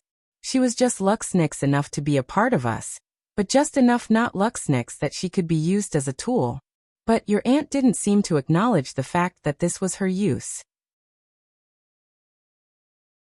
Rather than marrying into a distant branch of the main family and birthing a pure-breed Luxniks, your aunt had taken the same path I did. However, once again we were forgiven. I was the Northern Star Order, and your aunt had already become a galaxy-ranked disciple. What couldn't be forgiven, though, was that little Leo was simply too talented. Rija's expression darkened, an array of complex emotions flickering through her gaze and expression. The latest _AP_SODIES are on the website. This was already the third and final generation, and talents continued to pop up. But there was too great of a power imbalance. Our branch of the main family carried with it too much of the talent, and we had proven time and time again that we didn't listen. When your cousin was born, the fact he almost took your aunt's life was only one aspect, but the phenomena he brought with his first cry was a different matter entirely. To be born with an innate node was already rare enough. But to have one of the caliber of the Scarlet Star innate node was a different matter entirely. I was too naive. I thought that I had shown enough loyalty to the family, even leaving behind my husband and son to remain within the estate. I took on so much work and my every day was breathed for the sake of the moment the hibernation phase would end. But that day when I saw your cousin, my little Leo, he had gone from a baby boy so large and full of life to one that couldn't even breathe on his own. His skin had paled, his eyes lost their color, he was crying, he never cried. He was such a good baby. Rija's tears fell like a flood, but her next words were laced with a dense cold. I killed them. I killed them all. Her hands trembled as though she was back there once again. She could see the cold gaze of the woman she had once called friend. She could see the impatient and condescending sneer of her husband. Everyone who had been there, looking over her grandson's small little body, watching as he struggled to even breathe without even lifting a finger, she killed them all. The very reason Miguel was an orphan, the reason he had no close relatives, parents or grandparents to call his own, was precisely because Roja saw nothing but red that day. Visit. For a better user experience, and among those that fell, was the Snow Star Order of old.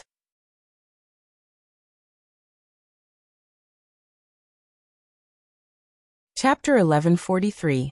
It took quite a long time for Roja to calm down after reaching this part in her story. The relationship she had had with Snow Star Order was very deep. They had only been born a few weeks apart, and had grown up like sisters. They had practically been attached at the hip ever since they could crawl on their own. Even after so many years, Roja couldn't find it within her to get over that betrayal. In the moment, the fury she felt for the injustice her grandson had faced trumped everything. But when Snow Star Order's blood touched her palm, and the last of her blood was drained away, it all hit her like a speeding truck. Not only did someone she thought of as a sister betray her, but now she had to suffer the weight and guilt of having killed her and her entire family as well.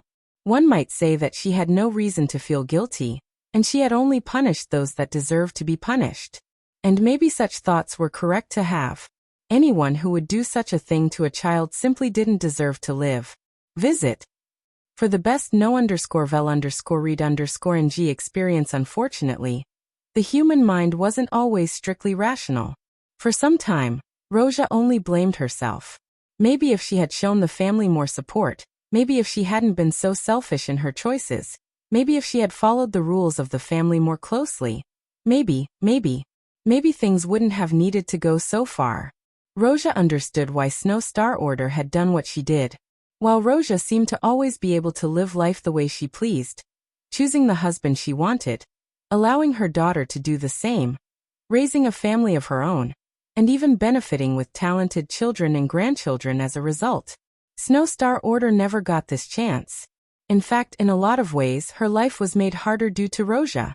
Roja got to pick her own husband, but Snow Star Order's marriage was arranged. Roja's daughter was the gem of the family, but Snow Star Order's own offspring were mediocre at best, unable to match up to the talent of their mother.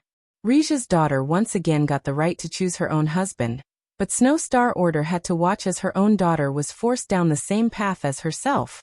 When Snow Star Order saw that Roja's grandchild was still far more talented than her own, maybe if one chose to be sympathetic, they could at least understand her thoughts and the motivations behind why she did it.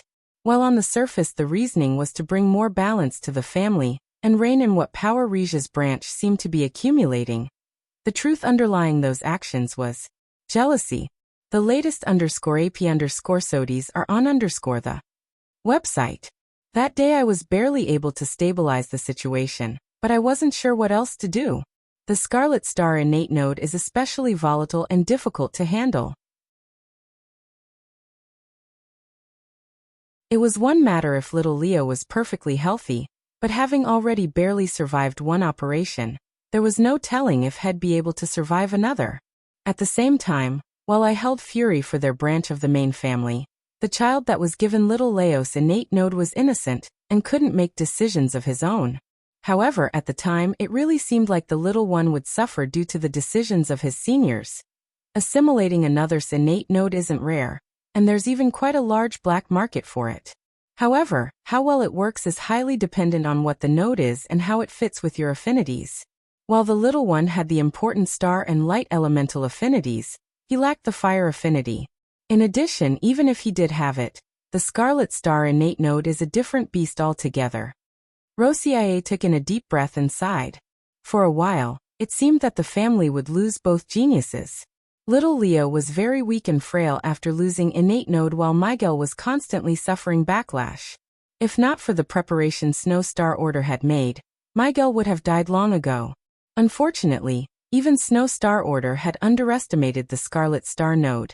And it all wasn't enough. Seeing how things were going, even at the sacrifice of an innocent child, I was willing to attempt to transfer little Leo's innate node back to him.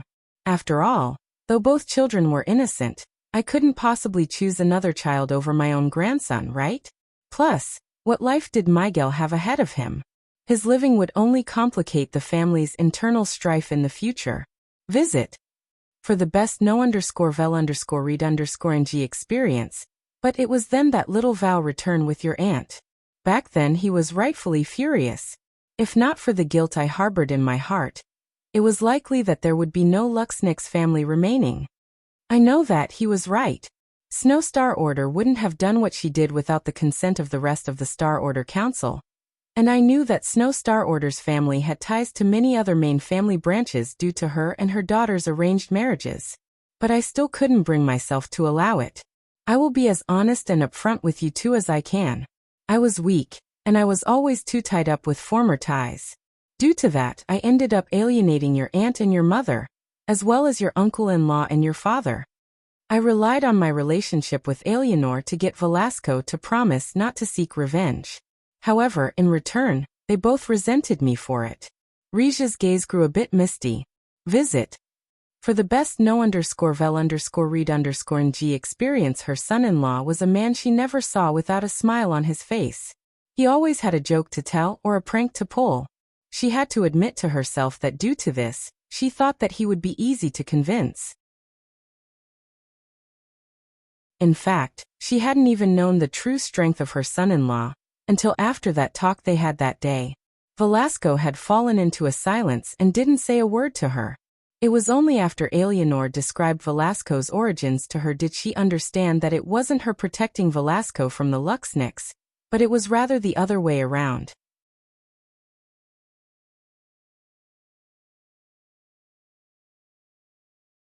Chapter 1144. Rija's gaze drifted to Lionel once again. But even now, his gaze was still trained outside the tall windows. He didn't seem to have heard anything Roja said, but Roja didn't decide to push the matter. She didn't know what it was that Lionel was going through, but she felt like she didn't have the right to ask. She hadn't been able to be a part of her grandson's life for so long, so how could she just appear now and expect him to bare his soul to her? Soon after these matters, Velasco took little Leo to Earth.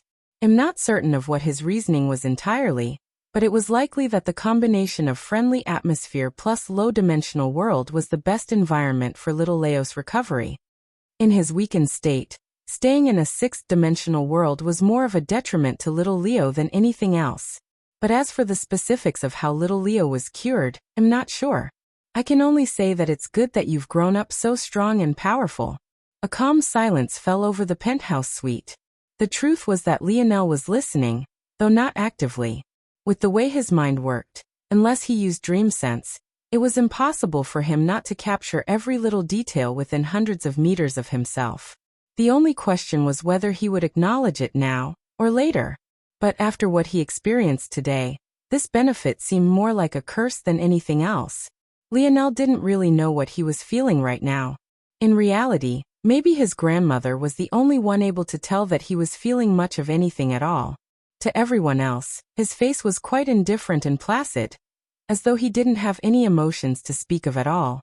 Who knew? Maybe it was a mother's intuition refined over 2 generations. They always say that a woman's intuition is strong. It would be one thing if Lionel had chosen to cut Aina off completely. But according to his balance scale, she had just barely managed to stay in his heart. The issue with that was now he had to drag all of this baggage around. Visit. For the best no_vel_read_ng experience, he didn't feel like doing much of anything. The moment he had seen her, it was like all the accumulated momentum and drive he had built up over this last year had vanished in an instant, drained out of him by a single look. If he was honest, it was mildly infuriating. It wasn't an anger he felt toward Aina, it was one he felt toward himself. He might have been fine with this feeling had he still had no goals or aspirations, but the current him wanted to accomplish something far bigger and larger than himself. To be weighed down by such emotion, such useless trash, it pissed him off. He almost wanted a reason, any reason at all, to cut this all away from himself like it was some sort of malignant tumor. Due to all of this, he hadn't even been able to properly react to the truth of his history with the Luxniks. Was he more mad now? Indifferent, maybe? He didn't really know. It was like his emotions were on a delayed timer, but now that the proper moment to react had passed, it was already too late to do much of anything about it. Did he want to vent? Not really. If it was about venting, wouldn't the best place to do so have been the Luxniks' estate? He couldn't very well go back. Did he want to speak with Aina? Visit. For the best no_vel_read_ing experience, he didn't particularly want to do this either. They say a picture spoke 1,000 words. Well, a snapshot of Lionel's memory spoke millions. He didn't feel there would be anything to gain from speaking with her. Did he want to replace her? He felt no drive to do such a thing. Maybe a woman would help him clear his mind and focus, but whoever that woman was would only end up being a tool. At best, they'd be a prostitute. Such a person wouldn't be a replacement to begin with. Then what did he want to do? Well, sitting here felt all right. Lionel's eyes drifted close, an odd peace overcoming him. In all his calculations, the one thing he didn't note was exactly how long it had been since he simply rested. When Lionel was with Aina, even when they didn't need to sleep, they would do so. Of course, a part of that was due to their shenanigans in the bedroom, but Aina was always a reminder for him to rest as well. If there were 2 things Aina loved to do, The first was to eat a lot, and the second was to sleep. With her ability, she always knew exactly what her body needed to maximize her growth into the future, so rest and food were two of her biggest appetites. Visit. For a better user experience. Ironically, it was meeting with Aina again after so long that seemed to hit Lionel like a Pavlovian response. Before he realized what was happening, his mind sank into darkness, and for the first time in a long while, his thoughts finally came to a stop. As fast as Lionel's mind moved, he hadn't realized just how much he needed sleep. He had taken on so much weight onto his shoulders in such a short time that he didn't realize just how much it was all weighing him down. What he and no one else could have possibly expected was that this rest of his would last an entire month. His mind and body both entered a state of hibernation. However, what was unique about it all was that with the second awakening of his healing branch, rest for Lionel was far different than rest for others. In the past, when Lionel rested, he would use dream sense to multiply the effect of his sleep. But that was ultimately just a parlor trick. While it would refresh his mind, his body was only falling further and further behind in its rest. This time, though, Lionel didn't have the time to activate dream sense, as he wasn't even aware he was drifting asleep. The result was both his mind and body shutting down. Under the second awakening of the healing branch, after not having a proper rest in years, it was like Lionel's body was being refreshed and rebooted. It was impossible to tell just what changes there would be when he awoke. By then, though, it would be time for the selection to begin. The latest _AP_SODIES are on the website.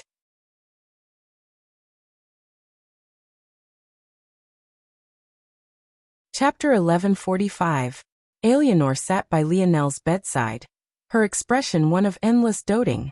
Every so often, she would glide a shimmering towel across her son's forehead as though she couldn't stand the slightest hint of dirt or dust touching him at all. After Lionel met with her mother, Eleanor thought it would be easy to finally swoop in and see her son.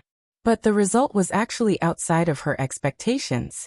What was something she had been looking forward to for decades became something her hands trembled at the thought of doing. In a lot of ways, Lionel falling into a deep sleep like this was a great help to her. She got to be by her son's side and take care of him without the weight of 2 decades of baggage. She felt more at peace now than she had in a very long time. Her eyes glistened with tears when she thought of all the milestones she had missed. Though she could watch them through Velasco's eyes, it just wasn't the same. She didn't get to watch Lionel take his first steps, or be there for his first day of school. She never got the chance to watch any of his football games or teach him how to impress the girl he liked. Eleanor smiled lightly, soon beginning to giggle beside herself. Her husband had always said that the worst people to ask for advice on women as a man was other women. Do you think a gazelle is going to teach a lion how to hunt them? That was what her husband had said. Velasco suffered the pinch of all pinches for saying these words, but thinking back on it now, Eleanor couldn't help but laugh. Her husband was always saying wild and outlandish things. Compared to him, her son was definitely the far more handsome and refined gentleman. Eleanor's smile became somewhat sad. She shook her head and dabbed her son's forehead again. Her son was so perfect. How could any woman make him go through such things? She didn't like this Aina at all. If it wasn't for her worrying about how her son would react, she would have taught that girl a lesson a long time ago. The latest _AP_SODIES are on the website. I will change the bedsheets again. Eleanor transferred Lionel to another bed and replaced the sheets once again, even swapping out the pillows. If Lionel had been awake, he would have known where his meticulousness came from. Aina had always said his room was frighteningly clean and tidy, but witnessing his mother change bedsheets twice a day despite the fact he was giving off next to no impurities at all would make Lionel realize there was always a taller mountain somewhere. Eleanor smiled brilliantly as she laid her son down to rest again, gently combing his hair with her fingers and dabbing his forehead once more. A month had already passed by now, and many were waiting on the selection to begin. However, Eleanor had told them all to wait. What a joke. These people would just have to patiently stand by until her baby boy woke up. Lionel's eyes slowly opened. Rather than feeling the usual grogginess one might expect from just waking up, especially after sleeping so long, He actually felt refreshed to an alarming degree. It was to the point where even the air he was breathing tasted better. Lionel rose up and slid to the side of the bed. His bare feet touched the soft carpet, and his mind subconsciously outlined every fiber. It was like the touch of his skin was no less sensitive than his actual internal sight now. Visit. For a better user experience 6700000. Lionel's pupils constricted. His number of split minds had been just over 5 million before he fell asleep, but now they were actually approaching almost 40% more. At the same time, even the most subtle of movements his body underwent made his bones crackle and pop as though they were breathing sighs of relief. Lionel didn't need to stand to know that he had grown another 2 inches. He had been about 66 before, but now he was nearly 69 or 205 centimeters. He squeezed his fists, feeling the changing as his muscle fibers flexed and blood rushed to his limbs. He could almost see the light bouncing off his tan skin as though he was truly made of metal, though maybe he technically was. Lionel ran his fingers through his hair. It grew out again. Lionel shook his head and with practiced motions cut it off. A slight violet glow shimmered before his hair was coerced into being cut. Finally, as always, he stored it all away. Lionel rose up, realizing that he was only wearing a pair of white boxers. He blinked, suddenly realizing that he definitely did not own these. It dawned on him that someone must have been changing his clothes in his sleep. He wasn't exactly shy, but he couldn't help but raise an eyebrow.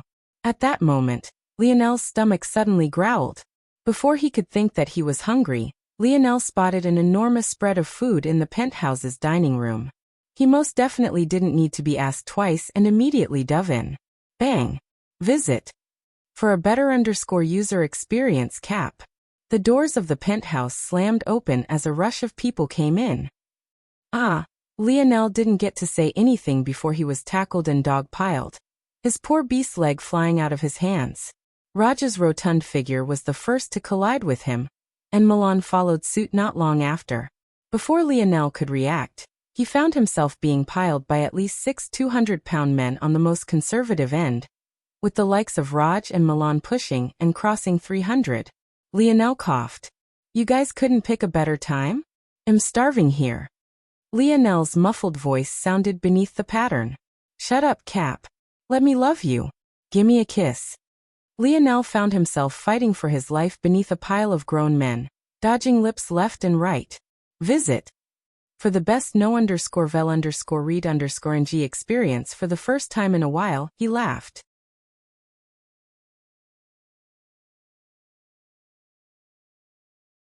Chapter 1146. Hours later, Lionel seemed to have finally noticed something weird about his brothers. "You all, how'd you grow so powerful so quickly?" The dining room table had been cleared of all food, and Lionel was even sporting a small pot belly.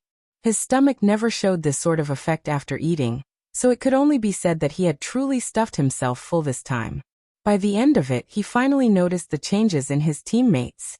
Judging by a few factors, it should have only been about 5 weeks since the last time he woke up. Yet, he could feel that the auras of his teammates were all several times stronger. If it had taken 3 of them to match a branch family member before, they could probably fight one-on-one to a stalemate now. Of course, this still left them far short of the Luxnix family main branch along with the other main branches. But it was a shocking change nonetheless. After Lionel thought about it though, he felt that it made sense. For such talents, just staying and acclimating to a 6th-dimensional world over an extended period of time would cause great positive changes to their strength.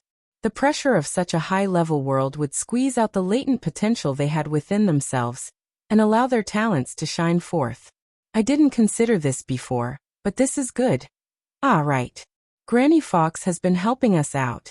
She made a training regimen for us all, and we've been following it for the past few weeks. Franco explained. Visit. For a better user experience, Lionel's brows shot up. It took him a moment to realize that Franco was actually talking about his grandmother. His lip curled into a smile. "Oh, what did she make you guys do?" The dining room suddenly turned quiet. Even Alan's face tinged with red as he pushed his glasses up his nose, unwilling to make eye contact with Lionel. The only one who seemed all right was Milan. She put us through a routine of cardio and stretching, nothing major. She just said that we had the talent, it was just that our bodies had not been placed under appropriate pressure. Lionel's gaze immediately picked up the weird gazes of everyone when Milan said stretches. Suddenly, he felt a great camaraderie with the brothers around him. He, too, understood the complex emotions associated with working on your flexibility. Even to this day, he hadn't allowed anyone to see him stretch using that technique he got from the Valiant Heart Zone. As for Milan, of course he was uncaring. He took his flexibility the most seriously of all of them. Despite his 300-pound frame, he had actually spent quite some time as a gymnast and even dabbled in ballet. Milan surprisingly took them both quite seriously, so he was rarely made fun of for it. Lionel was filled with sympathy. Visit. For the best no_vel_read_ng experience, the location was Planet Montex. Of the three families, they seemed to be the most silent, however the training their youths had been undergoing was anything but. Much like their tall mountains which pierced through their atmosphere and gave their world devilish horns, they too were stoically persistent. Maybe due to this or by coincidence, Planet Montex was chosen as the starting grounds for the selection. After over a week of delays, the selection was finally beginning and the pent-up anticipation seemed only steps away from blowing. Amongst the Montex family youths, there was one particular young man that Lionel would recognize very well. That day in the Dimensional Cleanse trial zone, in order to claim the fifth dimensional piece, Lionel had been forced to fight not just one, but two people. One of those two people was Richard. The other was Higlis, a young man who wielded an enormous hammer with the weight of a small mountain. Who knew what the odds were of meeting two potential heirs of this three-pillar sector at once? But all that was important was the fact that Higlis hadn't forgotten Lionel. He too had wanted to rely on the fifth dimensional layer to maximize his chances at becoming crown heir. Unfortunately, he wasn't as meticulous or scheming as Richard. The result was that he was still vying for position while Richard had already claimed his crown heir position for himself. To Higlis, this selection was the opportunity he needed to secure his position for life. So long as he could become a nominal disciple, he was set. But of course, this wasn't the limit of his ambition. Visit. For the best no_vel_read_ng experience, many forces converged onto Planet Montex. Among them, the Montex, Viola and the Luxniks weren't the only ones. There was also Raya's Sage family and numerous others who could only be considered to be a step beneath the three pillars. Within this throng of people, Lionel, his brothers and his friends could be considered to be the most leisurely. While others were scrambling for position, they had already found their seats. It was unknown what was being planned, and even Lionel was still unaware that the overseer of this event was actually his own mother. But the Void Palace had set aside a large arena. Or more accurately, the Montex had one built at their behest. Lionel assumed that there would be some group challenges ahead. Or else Fluttering Star Order wouldn't have tried to invest so much into branch family members. But he wasn't sure if this was set in stone, or if Fluttering Star Order had only been preparing for the possibility. By Lionel's side, his grandmother held onto his arm like a frail old lady. One would think that she had a step in the grave already, but judging by her current vitality, living for several hundred more years wouldn't be a problem in the slightest. At the moment, Rija's mood was very good as Lionel's attitude toward her after waking up was far better than what she had expected. She thought that Lionel hated her, when the reality was just that Lionel hadn't been in the mood for pleasantries previously. Even knowing his grandmother's role in protecting the Luxniks, he didn't hate her.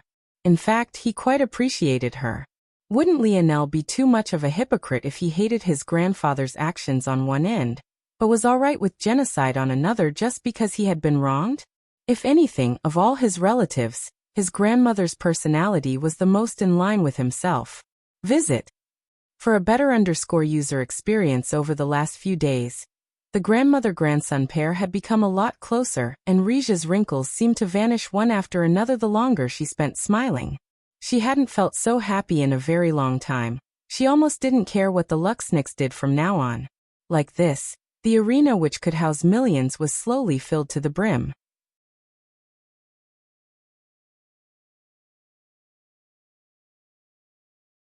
Chapter 1147. Lionel split a bit of his attention to pay attention to the surroundings. Truthfully, the idea of joining yet another organization made him feel pretty weird on the inside. It could only be said that his luck wasn't the best when it came to such things. Though his relationship with Camelot, the Slayer Legion and Valiant Heart Mountain could all be considered to be positive now, though the latter was now destroyed, the rockiness he had experienced at the start of his relationship with them was still firmly imprinted onto Lionel's mind. After leaving Valiant Heart Mountain, Lionel had truly thought that he would never join another organization again.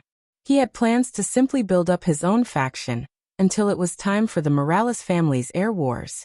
Though Lionel didn't know how the Morales saw him, or if they might treat him the same way the Luxniks had or not, he had enough reason to believe that so long as he won these air wars, it wouldn't matter. The fact that he had two of their most important family heirlooms in hand spoke for itself. After learning about the Void Palace, though Lionel realized that he didn't really have much of a choice in the matter, whether he wanted to or not, if he had aspirations of reaching the pinnacle of the dimensional verse, joining the Void Palace was a must. To describe the importance of the Void Palace in the simplest way possible, they were the guardians of the human domain. The latest _AP_SODIES are on the website. Any dream Lionel had of uniting the dimensional verse would, without a shadow of a doubt, have to pass through them. It could even be said that becoming the head of the Void Palace would be a shortcut, at least to claiming the human domain. That is, even if this wasn't the case, the Void Palace had vast stores of information Lionel couldn't miss out on. Whether it was information about other domains, thoughts and ideologies Lionel had never touched before, or even something as plain as techniques and styles, Lionel had to grasp them all. It was a foothold of such importance that he could only grab onto it. Lionel had always had a phobia of missing out. Of course, this wasn't a phobia about events or people, but rather knowledge. He hated the idea of taking less efficient paths simply because of his own ignorance. He had experienced that feeling all too often since he entered the dimensional verse. One such example was the truth behind why so many of the youths participating in the selection had stopped at Tier 7. Even Richard, the crown heir of the Viola, was only at Tier 8 currently. Of course, the obvious answer was that the Void Palace only accepted those beneath the 6th dimension. But this was just one layer of the answer. Firstly, if they accepted those beneath the 6th dimension, why stop at Tier 7 or 8? Wouldn't it maximize your chances if you continued to the quasi-6th dimension level? That would still meet the requirements, right? Visit. For the best no_vel_read_ng experience, you could say that maybe these geniuses simply hadn't had the time yet. But this answer only made sense for the first few times. Oddly, though every expert Lionel ran across as they continued to flood this arena were all the same. There were simply too many of them for it to be a coincidence. They couldn't possibly all be too young, right? Then there was the second oddity. Why beneath the 6th dimension? Weren't there talents of all levels to be found everywhere? The former guild head of the Milky Way Guild, Augustus, was a great example. Augustus was a special sort of talent, able to enter the 6th dimension while bound by the constraints of a 5th dimensional world. The difficulty in doing so was astronomical, though some of this could be attributed to him taking advantage of the 6th dimensional galaxies that wanted to take advantage of him. This only went to further bolster and prove his skill. However, according to the rules of the Void Palace, they would reject him no matter what. When Lionel asked his grandmother about this, it was only at this point that he managed to understand why this was. The 6th dimension was an important crossroads, and was divided into two major paths. First, there was a conventional path which essentially reboot and reframed the progress you made in the previous 3 dimensions. Visit. For a better user experience, to explain it as simply as possible, with the conventional path, your 6th dimension would become a rerun of the 3rd dimension where you would form more and strengthen your innate nodes. Following this, the 7th dimension along this path would be redo of the 4th dimension where you would once again strengthen your body, and the 8th dimension would become a reboot of the 5th dimension. Of course, those who took this path would still be able to become extremely powerful and weren't necessarily worse off than those who took the opposing path. However, while they weren't necessarily worse off, It would be impossible to reach the ceiling of those who took the other path, also known as the God path. Should one choose the God path, they would have a chance to reach the true peak of the dimensional verse. Of course, once again, those that chose the conventional path weren't necessarily weaker, and there were many who chose this path that could match top experts of the God path. However, without fail, the strongest individuals of the dimensional verse had stepped onto this second, unconventional path. In order to take the God path, however, one needed to start early. The priming for diverging and taking this route began at Tier 7 of the 5th dimension. Using that buffer period, one could slowly begin to mold themselves and prepare. Once again, Lionel realized that he had almost missed out on something greatly important. He couldn't help but feel that his dad was really too casual with informing him about such things. How could he pick any path other than the God path? Visit. For the best no_vel_read_ng experience. Lionel's gaze suddenly shifted toward a certain direction. An aura of pure white gold descending as the Luxnix family arrived. Sorry everyone, I started on DD chapters really late today, El Mayo. But you guys are probably used to late chapters by now. More on the way.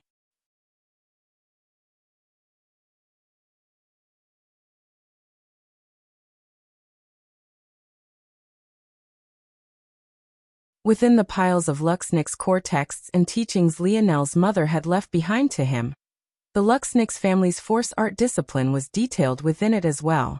Until now, Lionel hadn't paid much attention to it as there were many other techniques that had caught his attention. But, seeing it all at work before him left him astonished. Grandma, how familiar are you with the Luxnix force art techniques?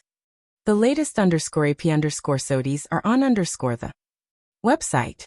Roja blinked. She had expected that Lionel was staring so intently at the Luxnix arrival because he was still enraged or angered. She hadn't been sure of whether to try to comfort him or leave him be. But to think that Lionel was actually just observing the bird because he was curious about it. Such a turn of events left her stunned before her smile bloomed. It wasn't the first time Lionel had called her grandma, but she still felt her heart bloom whenever she heard it. She was very much excited that Lionel was actually asking something of her. I know a little. Do you want me to teach you? Reja's gaze glowed. She forgot all about the Luxnix and even forgot about everyone in her surroundings. Her only focus was pleasing her grandson. Lionel smiled. I'm just a bit curious. It's unlike anything I've seen before. I remember that Elder Sparking Star Order. When I met her before she tapped her cane, and her body was enveloped in fluttering butterflies that seemed shaped of fire. Was that an application of the Luxnix force arts? Roja seemed to grow younger by several years every time Lionel spoke to her. Yes, you could say so. Sparking Star Order is among the most skilled in the Luxnix force arts. Are the butterflies just an aesthetic choice, or? Visit. For the best no_vel_read_ng experience. Lionel actually wasn't sure. He didn't have a high enough understanding of the Luxnix force arts to make an assessment.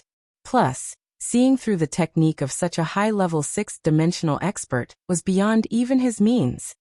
Not exactly, though in part. Roja patiently explained, the Luxnix force arts are very good at embodying and manipulating life force.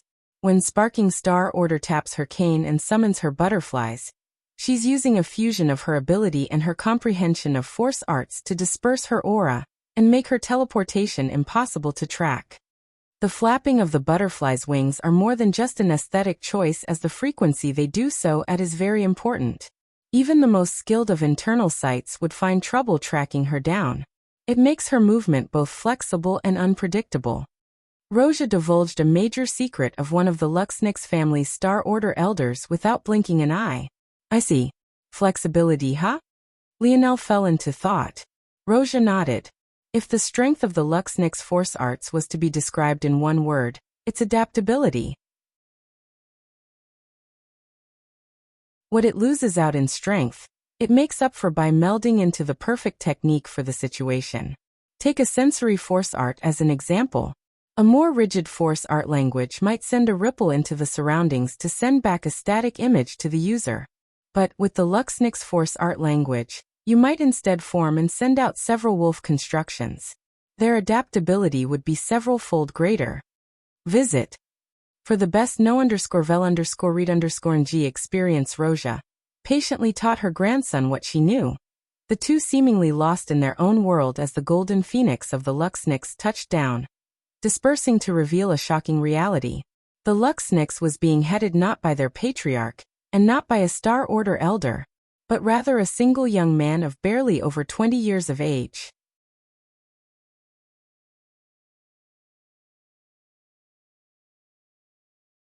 Chapter 1149. A subtle silence fell over the arena. While many here could be considered to have only come for the fun of the spectacle, there was a matter of perspective needed as well. This arena could sit millions. However, the population of a single planet was counted in the tens of billions. The number of habitable planets in just a single quadrant could be counted in the hundreds. The number of quadrants in a single galaxy were numerous, and the number of galaxies in a single sector could be counted in the dozens. When these numbers are multiplied out, there were easily hundreds of trillions of people in a single sector, and even that number was far too small to adequately paint the truth of the situation. And yet, there were only millions who could afford to be here. Even the most low-level heckler within this crowd was a tycoon back on their homeworld. There wasn't a single person present that wasn't sharp and intelligent, not to mention well-versed in the matters of politics and the importance of image.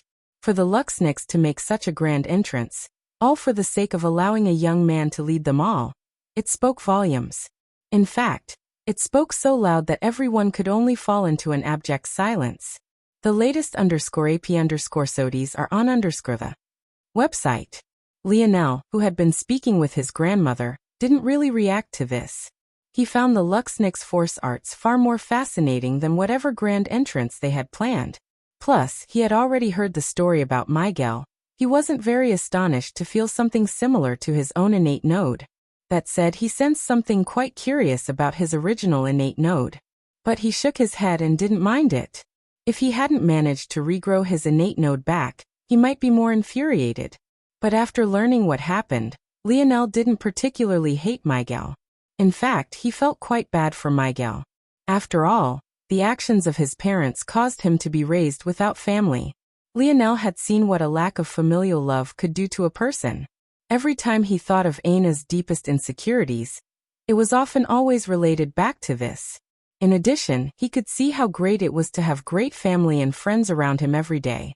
He had grown up with his father by his side, and knowing that his mother and grandmother loved him filled him with a full sort of feeling.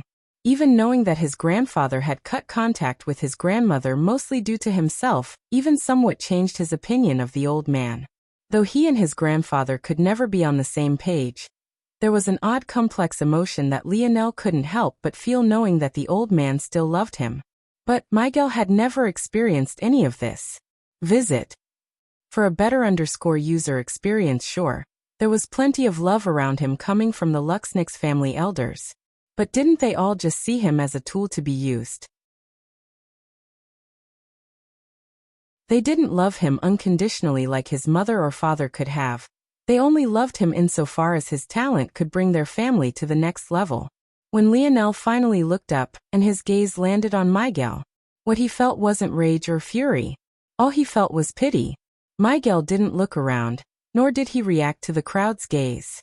With light steps, he walked toward the region of participants, taking a seat in the section left to the Luxnix.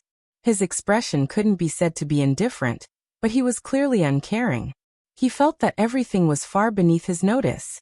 Even knowing that Aina was nearby, Miguel didn't even glance in her direction. The matters of the bronze tablet was still at the back of his mind, but he had chosen to take these matters slowly, a single step at a time. There were simply too many ways to interpret the words of a prophecy, and he was willing to let things bear themselves out naturally. The elders of the Luxnix smiled toward Miguel with feelings of gratification clear in their gaze. Without a word, he had very clearly suppressed the momentum of all the geniuses present. How could they not feel fulfilled? Visit. For a better user experience after so long, it was time they bare their fangs. With a whoosh, the elders of the Luxnix rose to the stadium seats, leaving the ground region for the participants. Among those that had come, There was winged, sparking and resting star order. After a quick sweep, winged star order's gaze narrowed when he noticed Rosia, Lionel, the geniuses of Earth, and his grandmother currently all sat on the ground floor. However, their seating arrangements were oddly luxurious, even more so than the three main families.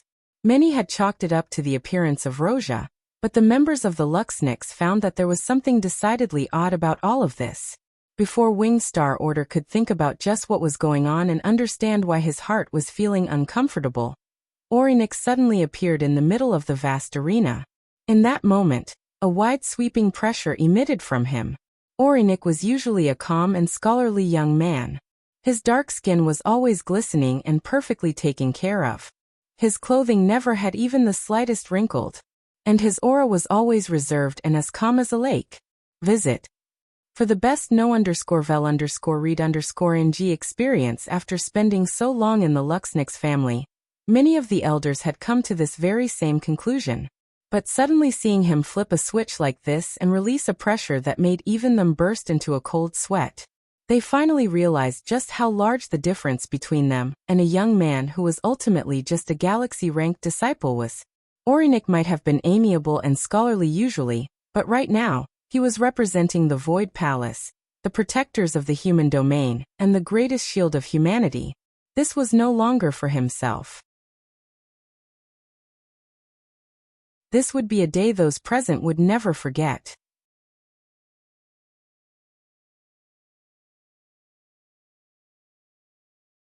Chapter 1150. Orinik took a deep breath.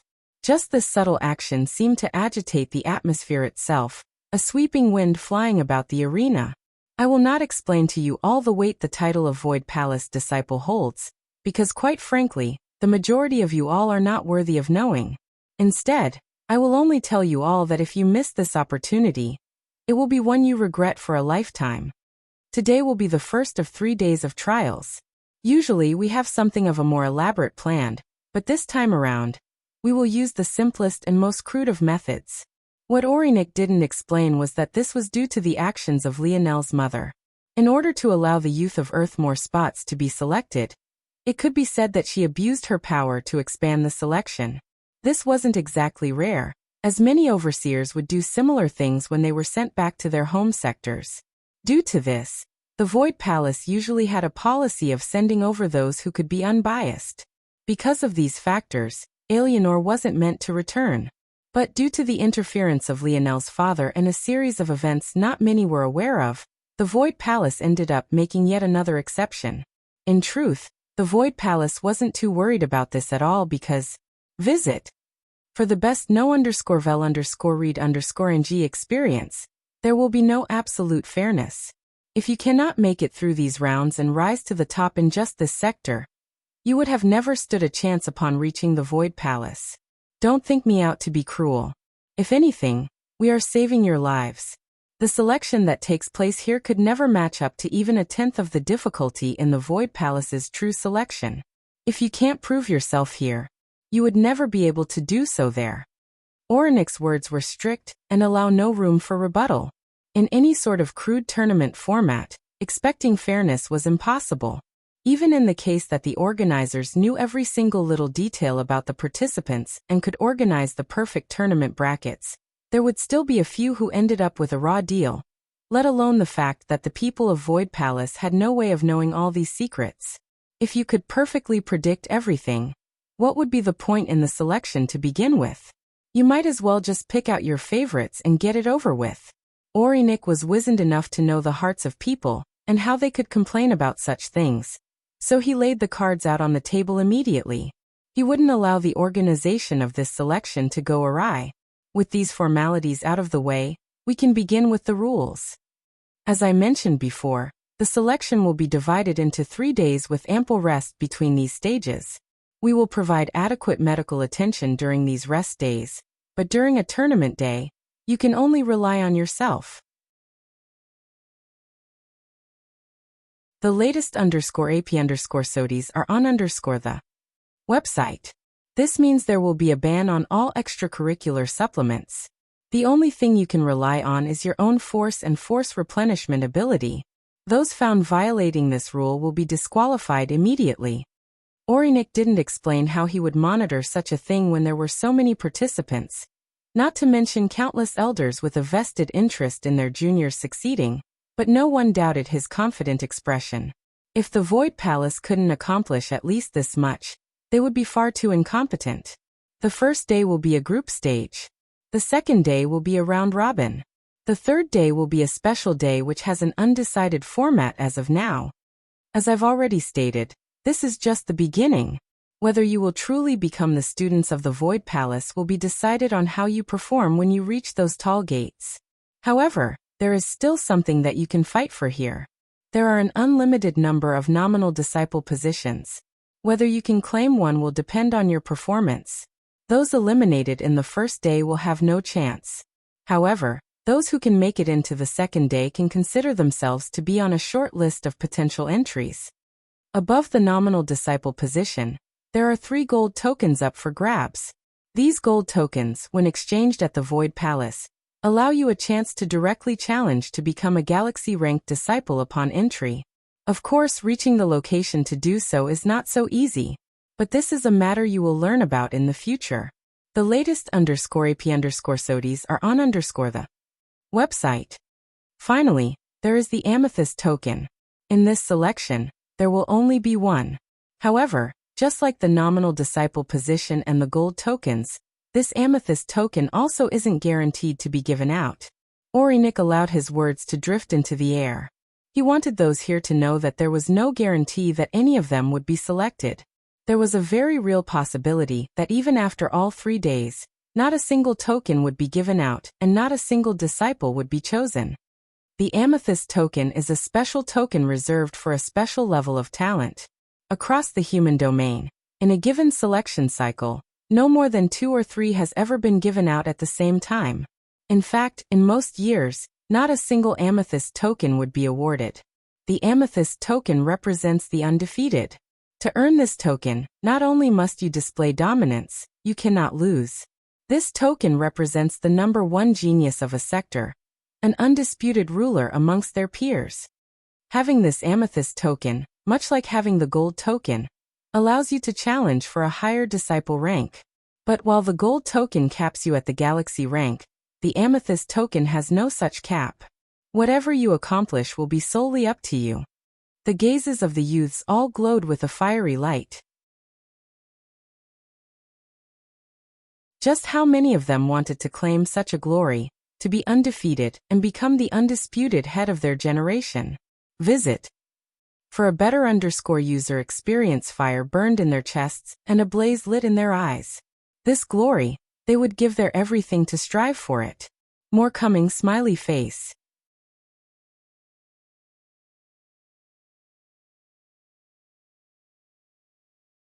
Chapter 1151. Orinik's expression didn't change when he saw this, but he inwardly sneered.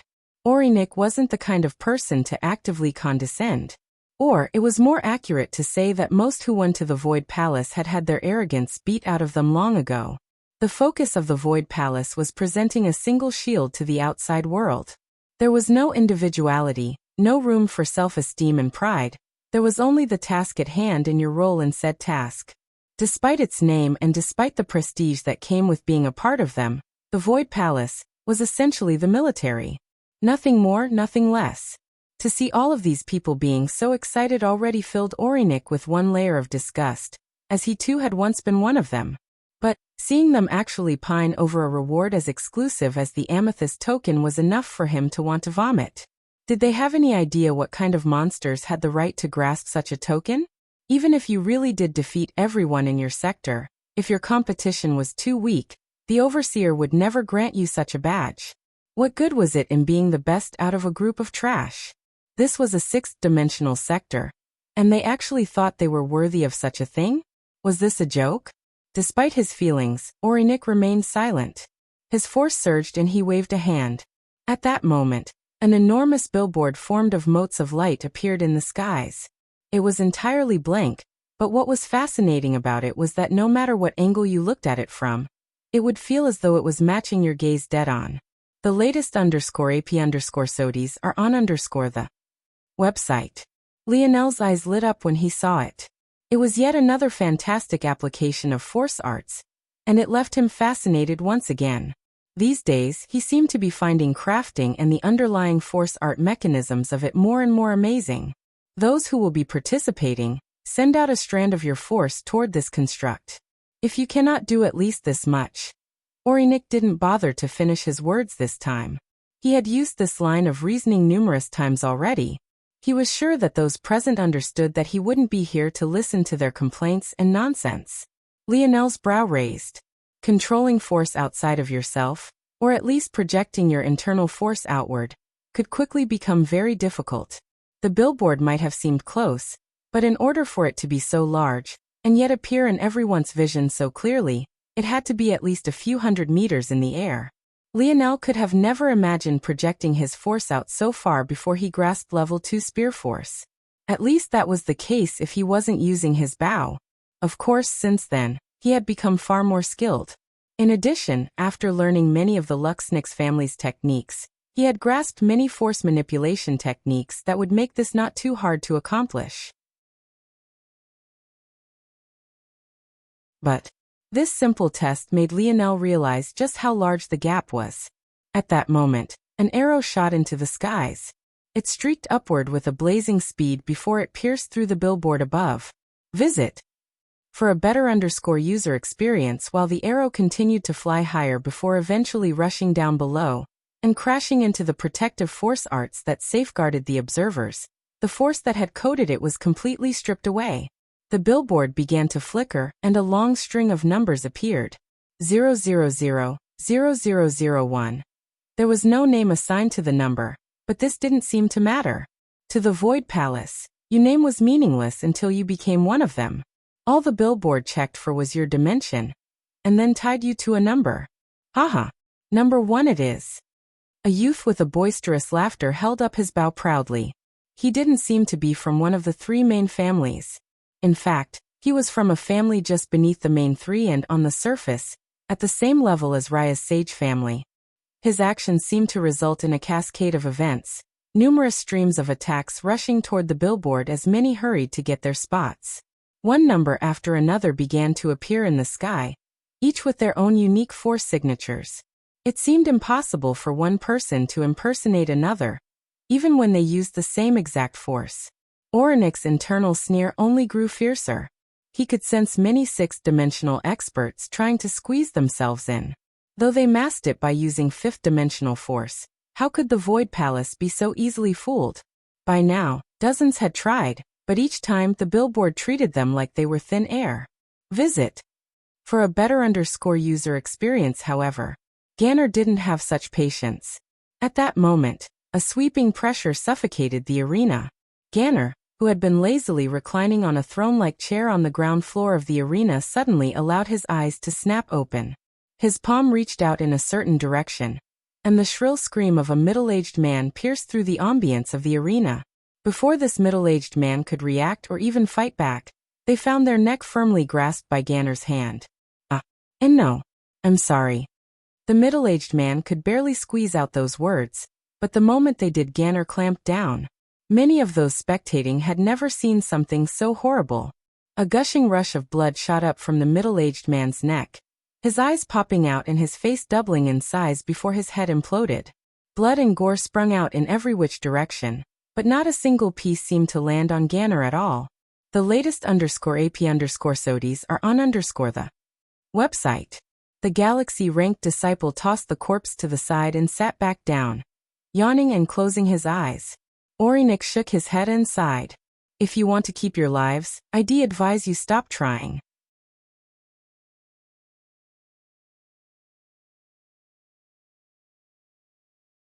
Chapter 1152.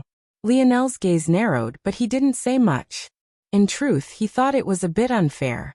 Not everyone had the ability to be aware that they should restrain themselves within the 5th dimension, and even less knew of the diverging paths upon reaching the pinnacle of the 5th dimension.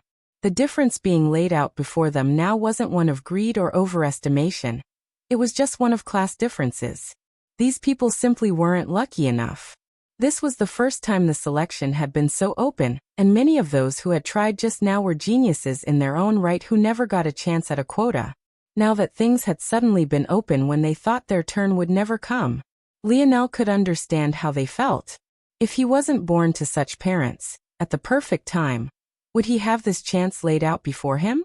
If the Void Palace was so interested in gathering talents, shouldn't they have made a better effort? Why were there quotas? And why did they allow powerful families who were inherently selfish to begin with control them? As Lionel was thinking this, there was another individual with a dark expression. Visit. For a better user experience, if Meal didn't realize by now that what he had done was unnecessary, he would be too much of a fool. He had only gone so far because he had been present during previous selections, and even with his talent often being clearly better than that of those who participated, he never got a chance himself. He didn't want his daughter to go through the same thing, but how could he have expected that this year would be so open and free for all? Despite his fury, Meal's expression gave nothing away. He didn't cast any enraged glances, nor did he lose his cool. With things being this way, it was even better for Aina. Even if she would take on a small stain, so long as she performed, there would be nothing the Viola family could do to her. At the same time, Meal marked this memory in his heart. It wasn't easy for everyone of Earth to complete this task. Some even required a few pointers from Roja before they managed to succeed. Lionel could tell that this had taken a toll on many of them. They had been so eager previously, but seeing how thousands had accomplished something they all struggled mightily with, whatever eagerness they had had was tempered down dramatically. The latest _AP_SODIES are on the website. They suddenly felt that the odds of them making it to the second day had gone down significantly. This sort of competition. Maybe it was too soon for them. Didn't it take decades for many to make it through the fifth dimension? They had just entered. Maybe they were in over their heads. Lionel fell silent as he felt the shift in the atmosphere. As a leader, there was a lot of things he could do, but giving people confidence they didn't or shouldn't have wasn't one of them. Something like self-belief had to be earned and trained. Often, those who had it without putting in such effort were simply overestimating themselves. A lot of things had gone too smoothly for the people of Earth. Compared to the people of the Milky Way, their talent was so much greater that how strong their foundations were never really mattered. And even when the people of other galaxies invaded, much of the brunt of the work was honestly handled by Lionel, Noah, and the other preeminent talents. Being faced with the reality now hit them all hard. Even Lionel's own brothers hadn't found the task easy to complete. Only Drake had a relatively easier time, but that was only because he was a marksman to begin with. This time, Lionel chose to remain silent. He didn't give them encouraging words, nor did he try to cheer them up. Sometimes, a person would only be able to convince themselves of what they needed. Lionel's gaze shifted and landed on Elther. The latest _AP_SODIES are on the website. Even compared to Noah, Elther had been greatly silent during this whole journey. After all, this was his first time hanging out with so many humans at once. It only made it more awkward that the Void Palace was meant to be the protectors of the human domain, so how exactly did he fit into all of this? Of course, Lionel had already thought of this and asked his grandmother about it. According to Roja, the Void Palace wasn't completely devoid of non-human species. There were many guardian beasts and the like, as well as a few rare humanoid species like the oryx. Though it wasn't common, it wasn't unseen either. That much allowed Lionel to rest easy and worry about Elther a bit less. Right now though, Elther seemed to be in his element. Seeing so many powerful enemies before him, and seeing such a tall mountain to climb, his heart beat wildly, his gaze locking onto the stages ahead as though he couldn't wait to hop on. Right then, the billboard formed of motes of lights calmed. The instant this occurred, the numbers began to flicker, rearranging themselves swiftly until several columns were formed. Then, a large number of numbers dimmed while a single group of them glowed brightly. Those who can sense their auras glowing above, step forward. The first group match will begin now. Elther stood almost too quickly, a bestial aura rolling off of him in waves. His excitement was practically palpable, his handsome, almost otherworldly features, gaining a menacing and devilish charm to them. The latest _AP_SODIES are on the website. He shot forward, appearing on the arena. At some unknown time, an enormous saber had appeared in his hands, a pervading aura of thick darkness hanging around him. This was what Elthur had always dreamed of. While others thought it might be nice to win the amethyst token, he wanted it and was willing to give up anything to get it, even if he had to cut his heart out of his chest. There was nothing he wanted in life more than to become the greatest general there ever was. Today he would leave his first mark on the world.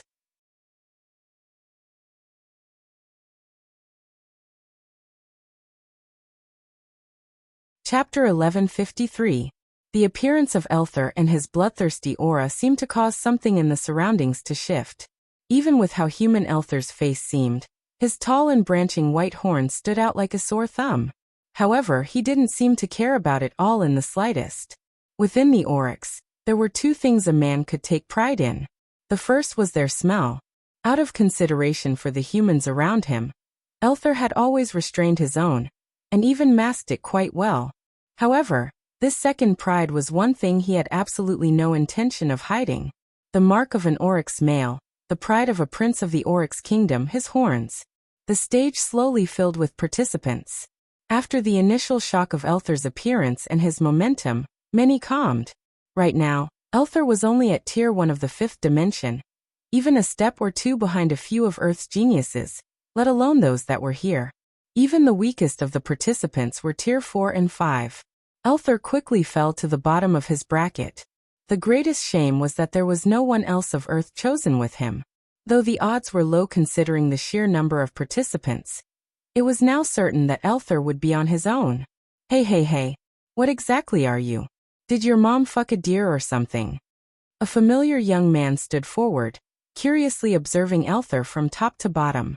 He was none other than 0000001, the archer who acted first. Being a member of the Arundo family, he was quite confident in himself. Much like every other genius from a family just beneath the heel of the Viola, Montex and Luxnix, they all believed they only needed just a single chance to shoot by them in a single step. He wasn't the strongest genius of the Arundo, but he was definitely up there. If an equivalent rank was made, he would be like the rankers of the Luxnix arms, probably in the top 100. Of course, that was only if the Arundo were taken into consideration. Whether he could replicate such a feat if he was a Luxnix. The latest _AP_SODIES are on the website. What did you just say? Elthur's gaze narrowed. His saber hovered just above the platform they all stood on. However, if one looked closely, after Osrin of the Arundo family spoke these words, the slightest twitch of Elthur's wrist had caused the blade to nick the hard stone. The touch was so subtle and almost imperceptible that no one noticed, but the force that coated the blade cut through the stone so smoothly that not a single sound was made. To Elthur, his mother was a great taboo. For as long as he could remember, it had always just been him, his father and his brothers. To birth a child with affinities for force as powerful as Lionel's Scarlet Star Force or Elthur's Chaotic Particle Force took a lot out of a woman. Though Elthur was birthed with an ability rather than an innate node, and the difficulty was lesser as a result, it still wasn't a smooth process by any stretch. While Lionel's mother almost died, Elthur's own wasn't so lucky. Though Elthur's father and his brothers never blamed him, nor made him feel like he was to blame, it was still a weight he carried with him. It might very well be why he was so independent as a child, always insisting on forging his own path. For this Osran individual to dare to say such a thing to him. Begin. The final 3 will make it to the second day. Visit. For the best no_vel_read_ng experience Sorenix voice fell, uncaring for the squabbles of those on the platform. Even though there were just over 100 on the stage now, he had seen too many die in the Void Palace, all of whom were hundreds of times more powerful than the few before him. He had seen hundreds just as eager and willing as Elthur as well. But weren't they all buried just the same? What did it matter? Ho, you've got a temper, huh? Did that come from the beast side of your family? Osran laughed. Bang. Elthur had already vanished from his spot. His enormous saber trailed him like the tail of a comet lit by black light. Osran sneered, his bow having already appeared in his hands, and 2 arrows having already been nocked. With movements as fluid as water, and as easy as breathing, Osran glided backward as he released his arrows. Unlike Elthar, Osran had a few members of his own family present. They entered a loose formation together, leaving the former to Osran while they targeted the remaining members of the group. Almost immediately, the group stage was divided into several cliques. Those who had less to rely on immediately voiced complaints. But Orinik turned a blind eye to them all. Hadn't he already said clearly there wouldn't be absolute fairness? Elthar, though, didn't seem to care. A bestial aura continued to rise from him, the pores of his skin opening and closing as the white fur of his battle fur advanced and retreated. As furious as he was having trouble keeping it all under perfect control. But that did nothing to slow his speed in the slightest. Visit. For the best no_vel_read_ng experience, his saber glided forward, splitting Osran's 2 arrows despite their speed, and appearing outside the encirclement of their loose formation. Osran's smile faded, his expression becoming a touch more serious. He hadn't expected a Tier 1 to deal with his arrows so easily. But he still didn't panic, his force surging. He realized that this wasn't a place for him to fool around. Since he had caused this mess, he would deal with it quickly. Osran nocked an arrow, his force surging. The arrow seemed to double in size in an instant. A wild and untamable silver force wrapping around it with a vicious piercing light. Osran took just a half-second to prepare this attack. He could already see Elthar's head being skewered through. But to his shock, he never got to release it. Elthar suddenly vanished, his speed suddenly exploding forth. The last thing Osran saw was the menacing glare of a beast and a row of sharp, glistening teeth. Elthar's saber swung downward with such speed that nothing seemed to happen even several moments afterward. It was only after a light gust of wind blew by that Osran fell into 2 halves, a bloody pool forming and filling in the cracks between the tough stones. The first blood of the tournament had been drawn. The latest _AP_SODs are on _the website. You're tuning in to the Lee May's Sword of Destiny YouTube channel. We're so grateful for your support, and don't forget to subscribe to join us on this incredible journey through captivating stories. Your generosity through donations truly makes a world of difference, as it's the primary source of revenue that allows me to expand and enhance this channel for you. Thank you from the bottom of my heart for being a part of this adventure.